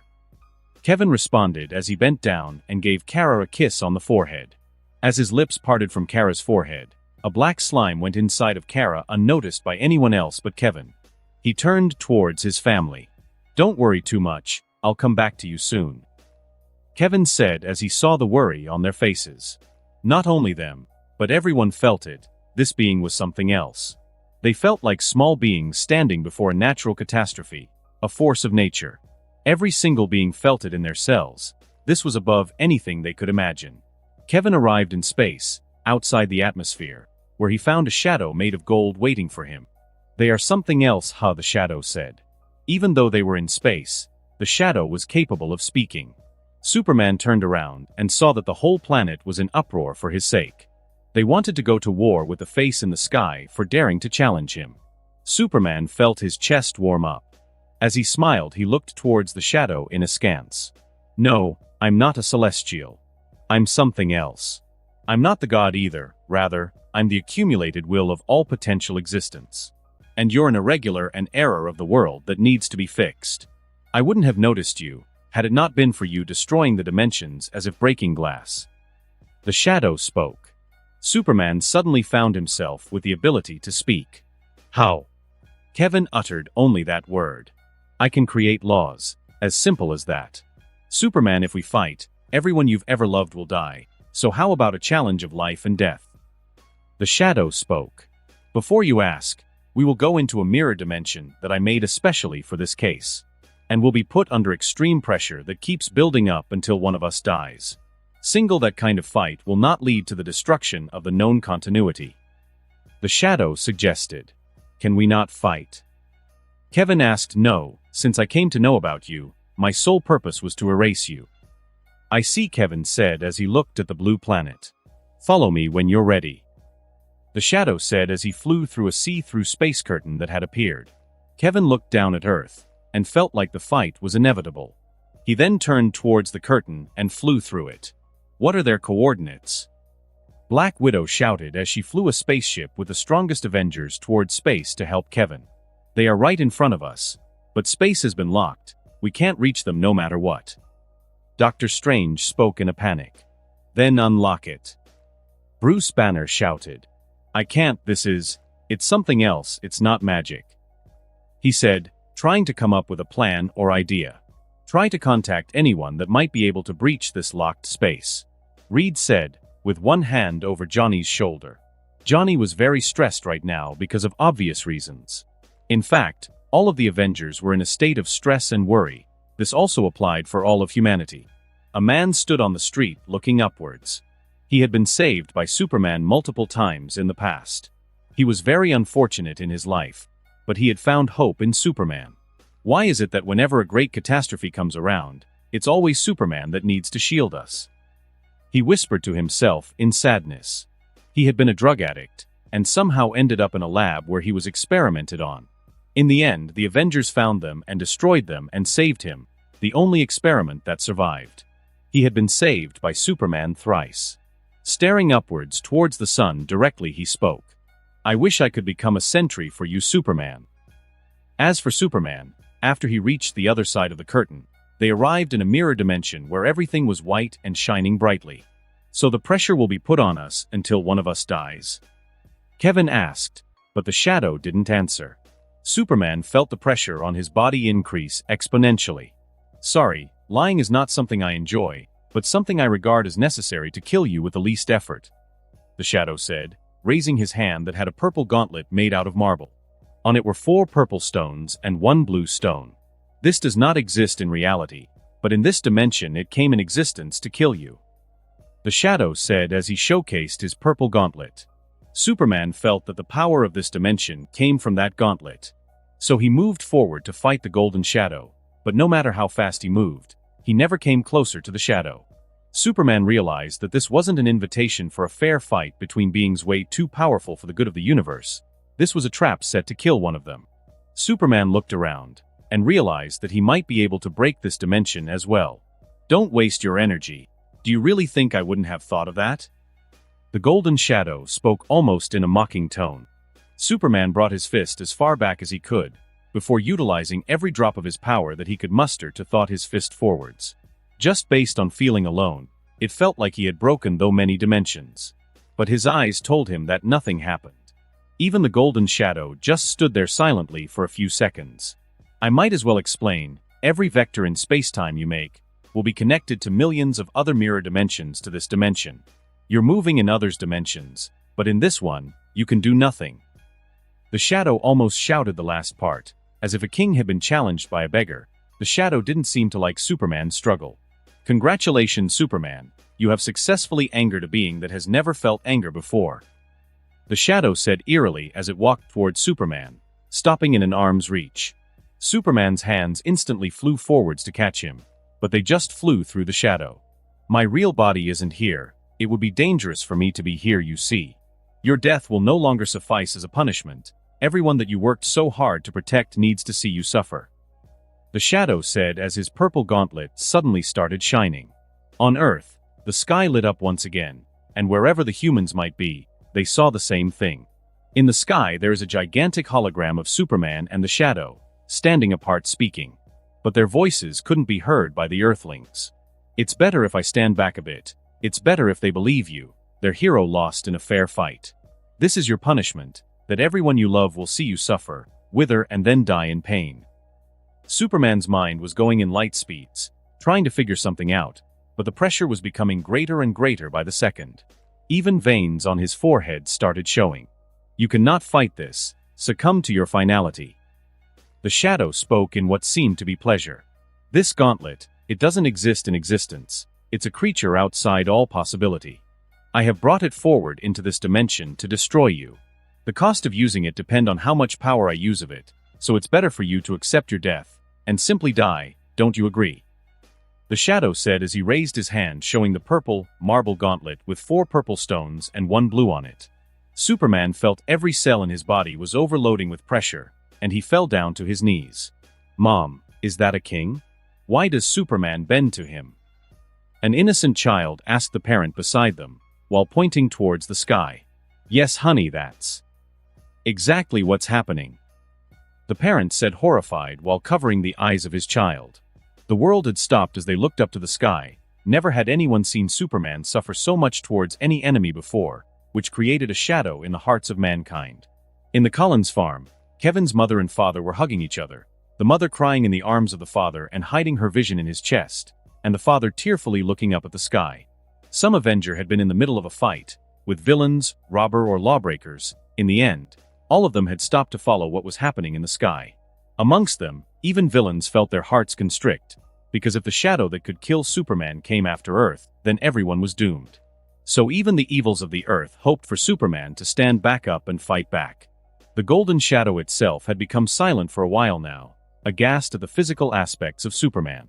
The pressure on Superman right now was enough to not only destroy a dimension, but multiple universes. Even Celestials would have long fallen. The shadow started to worry. It had felt that Superman's body was becoming stronger at an unimaginable speed. But even then, it was too slow for the exponentially growing pressure. Superman finally fell forward to his hands. He was on his knees with his hands barely holding him up. His face was completely red as all the veins and muscles in his body were extruded. Superman forcefully looked up towards the shadow, and his eyes became red, as if ready to spew the most dangerous of all heat lasers. Everyone saw Superman fall down and felt their chests tighten, but when they saw him looking up, in resistance and shoot lasers from his eyes, they felt like he would do as he had always done, overcome the enemy. But what they saw next completely shattered their hopes.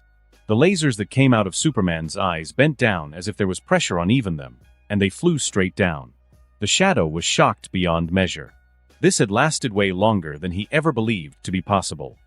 It seems like his body is regenerating itself as the pressure destroys his body.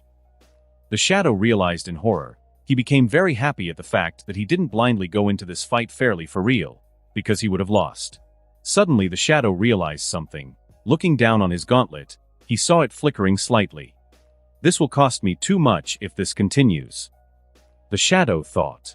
In the eyes of all humans, the shadow suddenly also fell down to his knees because of the pressure.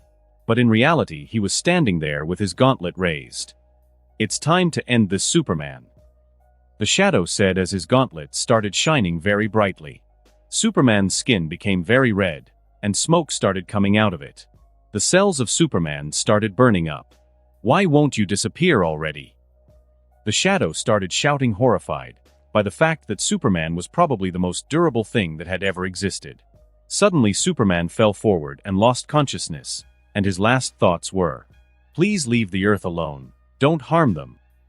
After Superman lost his consciousness, his body started becoming smoke as it burnt up, until there wasn't a single drop of blood, strand of hair or trace of his existence left in this dimension. The shadow didn't feel happy at all, because he had realized that the price for Superman's life was much more than he was willing to pay. "Oh no," was the shadow's last words as he turned into ash that disappeared into space. Then Gauntlet fell down and became light before disappearing. The shadow didn't have any abilities in his last moments, so every Earthling had seen and heard him speak his last words. But they weren't celebrating his demise at all. The whole world had stopped and just stared at the sky as the hologram disappeared. They had all experienced Superman's death before, but no one had ever confirmed it. It was all speculations. Everyone hoped to some extent that he simply retired to never show his face, but this time it was different. Everyone saw his death with their eyes. Marianne Collins and Joseph Collins finally fell to their knees, hugging each other, crying.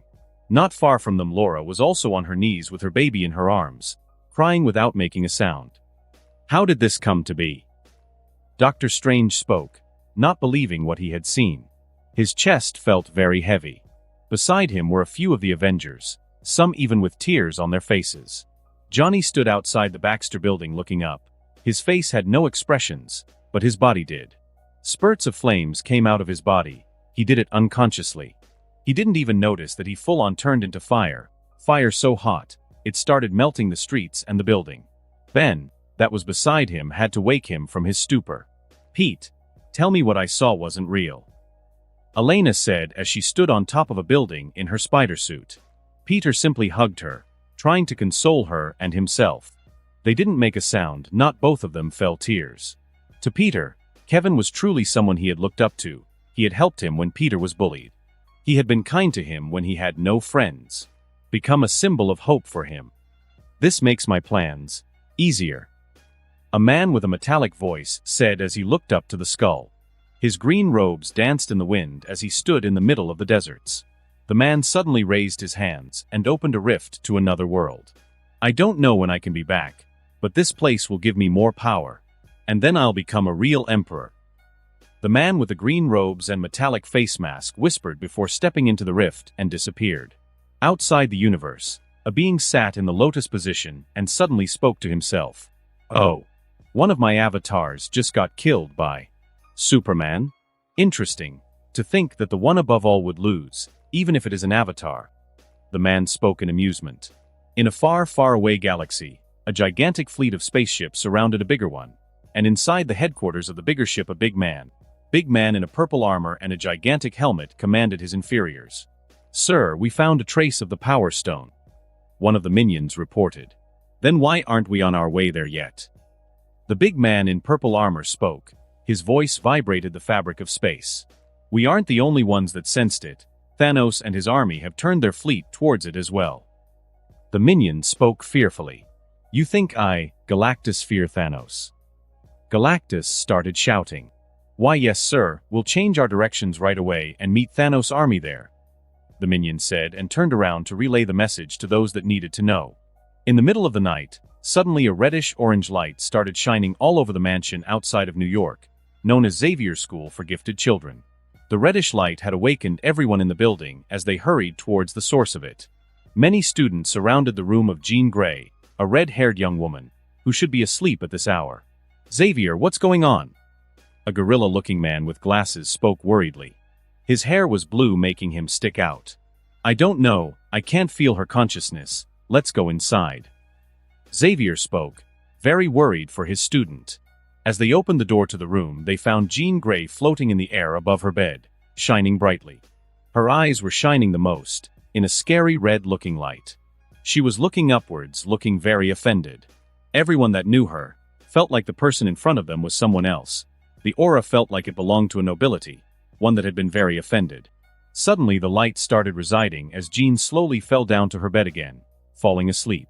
As everything went dark and silent, no one knew what they should do. They looked towards each other, confused. Argh! A shout came from the sleeping Jean Grey as she suddenly sat up, awakened from her sleep. She looked very afraid, pale and slightly sweaty. She was frantically looking around, as if she was confused where she was at. Jean, are you all right? Everyone asked as they came forward, trying to calm her down. I need to speak to the headmaster. She shouted very worriedly. I'm here, Jean, calm down. Tell me what happened. A voice came from the door as Xavier was driven in on his wheelchair. The students made way for him. I think I saw the future, she said as she was slightly shaking. Xavier frowned, then waved the students to go back to their rooms. Xavier was left in the room with his trusted helpers. Should I stay here? A very beautiful voice said. Xavier turned his eyes to one of the most beautiful women he had seen. Her body looked like it had been molded to perfection, her frosty blonde hair as if it was made by sun rays and her crystal ice blue eyes. Emma, you have changed your ways. I trust you to be here. Xavier said. You know that's not what I meant. I'll soon leave. I need to find the lost girl I once met, and help her find her ways so she doesn't become like I was. So I'll be leaving soon. Emma Frost said. Nonetheless, this place will always have its doors open for you, so it's your home, you can stay. Xavier said. Emma didn't say anything more. The teachers just patiently waited for Jean to calm down. Jean started to realize that she might just have had a bad dream. So she started feeling unsure about what to say. Xavier felt her uncertainty. Speak first, and let's think about it then. He said in a comforting voice. I saw a war. It was on a scale I haven't seen before. It was between 4 people that were big enough to shadow the sky. Between them, armies of alien forces fought, and in the middle of them was the Earth. All of us were fighting in the crossfire. At this point she was very uncertain because of the next part of the dream, so she didn't speak. What happened then? Xavier asked, seeing how uncertain she became once again.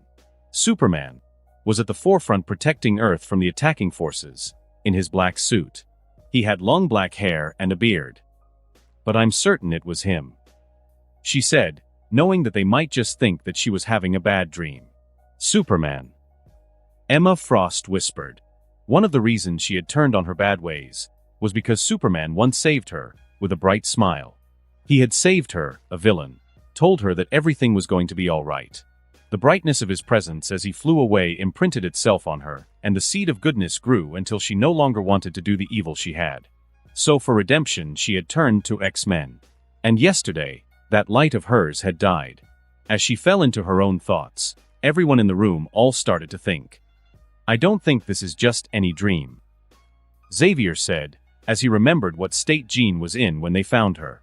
We should contact the Avengers. They might have an idea of what to make of this.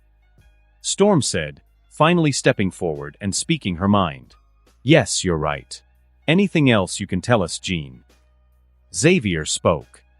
I think they were fighting for yellow, purple, and blue stones. But I'm not certain. Those stones weren't normal. Those stones were scarier than the 3 giants fighting in the sky, she said.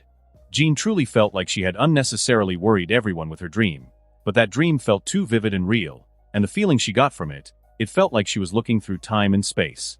1 week later, Central Park, and the whole of New York was packed with people. People had flown in from all over the world for this day. Everyone was turned toward Central Park, the place that had once been the gravesite of Superman. This was his second funeral, but this time it was confirmed by everyone alive. Closest to the big diamond-shaped stone with an S on it, stood the mayor, president, the Avengers, and family members of Superman. 7 days ago, a man that has defined what a superhero is, died. He died protecting this planet and its inhabitants. He died, shielding us from the evils of the world. That day will from this day forth be known as the Day of Darkness.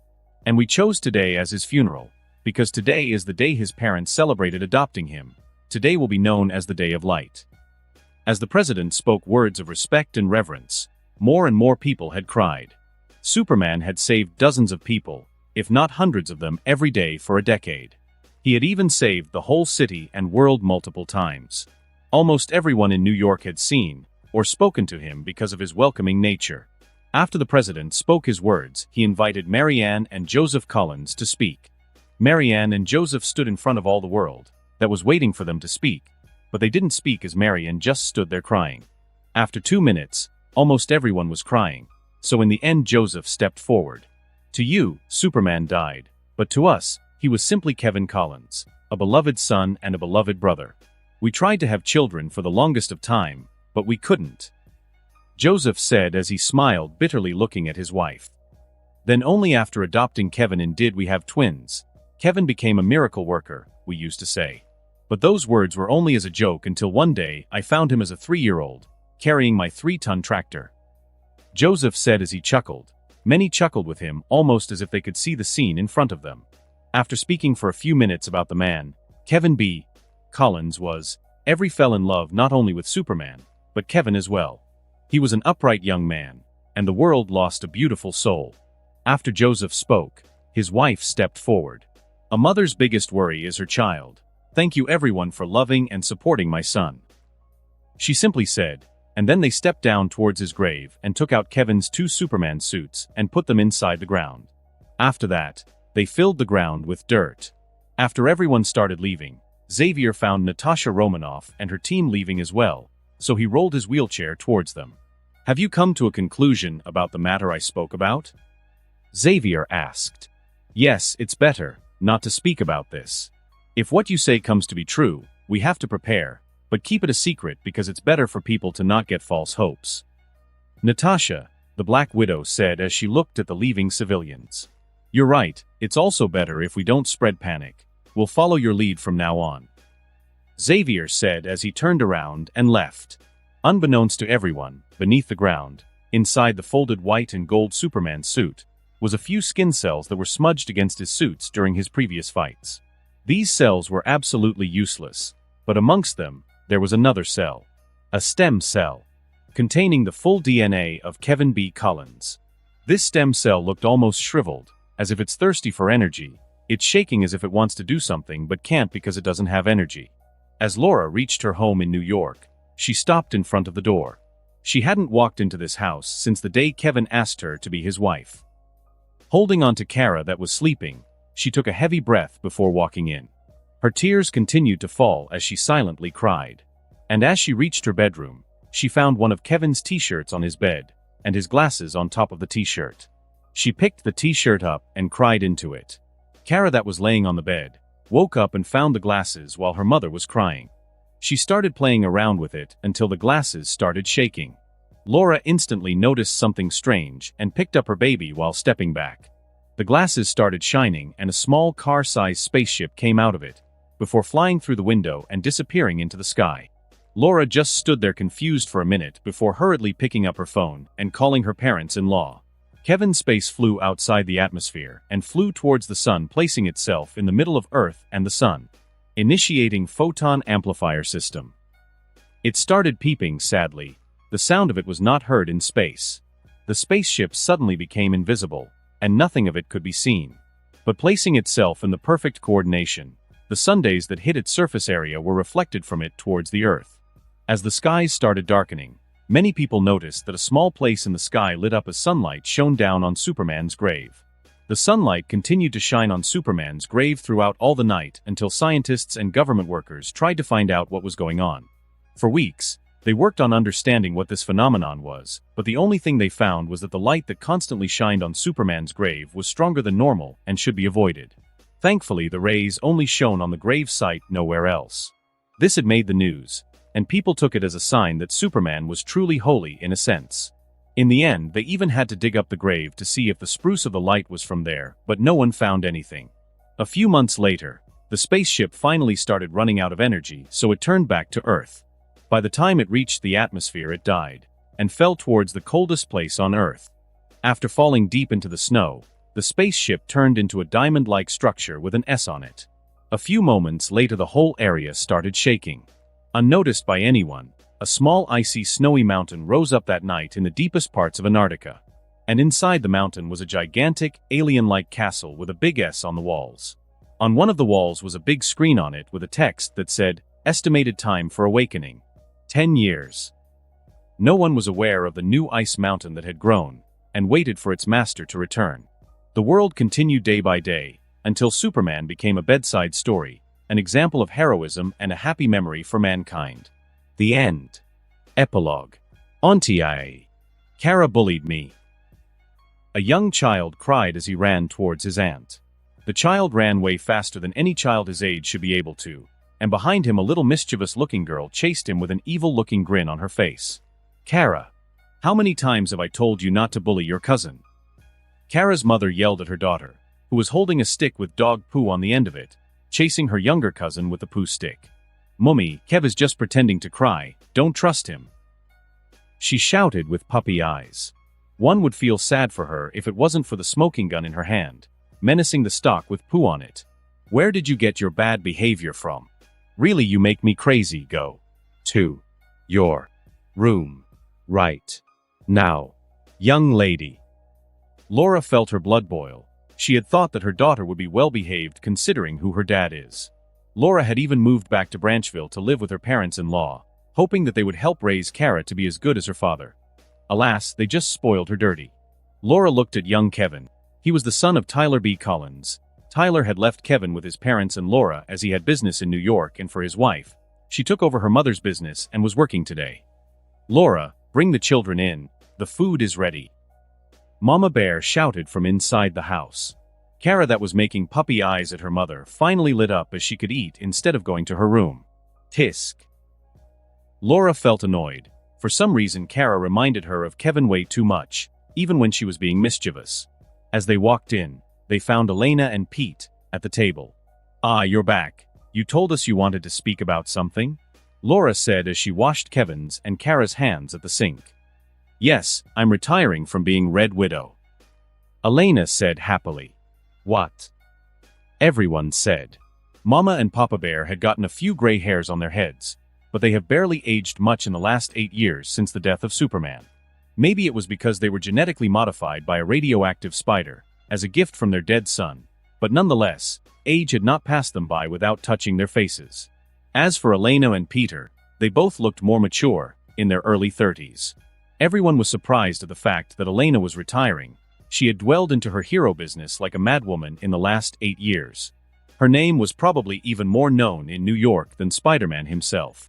"What's going on?" Papa Bear asked as he saw the smile on Pete's face, which indicated that it wasn't because of something bad. "I'm finally pregnant," Elena said in pure joy. "Way out." Everyone shouted and hugged her. Whilst everybody was celebrating, Kara gave Kevin a look that said, "You better follow my lead or else." And Kevin just nodded in fear as he saw that. Kara and Kevin successfully escaped the attention of their elders and hurried upstairs. As they stood in front of a locked door, they were slightly fearful. "Kara, maybe we shouldn't do this. Maybe there's a monster inside there," Kevin whispered fearfully. "Monster? I'm the only monster around here," she said confidently, but her shaking legs betrayed her. They weren't allowed inside this room, and it was always locked. Kara's curiosity reached heights unbelievable to any man. Somehow she finally found the courage to illegally trespass inside this room. This was because her auntie Elena and grandparents were all in the same house. Kara's mother couldn't be strict with her whenever those three protected her. She reached up the locked door and opened it easily with her superior strength, and then she walked inside, followed by Kevin. But to their surprise, it wasn't a room filled with monsters or evil creatures. It was a simple boy's room. "You think the monster is hiding under the bed?" Kevin said, shaking. "There are no monsters, dummy," Kara said. As the elder of the two, she had to set him straight. As they started exploring the room, Kara opened the wardrobe and a hoodie fell on her. She picked up the yellow hoodie and looked at it. Then she looked inside the wardrobe and found that all the clothes were very big, and there were many yellow, red, and blue hoodies. But what gave her a real surprise was the fact that she found a couple of red and blue Superman suits. She wasn't unfamiliar with Superman. Ever since she heard about him, she became obsessed with Superman. It was her favorite hero. Feeling like she has stumbled into a great secret, she hurriedly pushed the yellow hoodie back inside the wardrobe and closed its doors. Kevin saw her behavior. "Did you find a monster?" He became scared.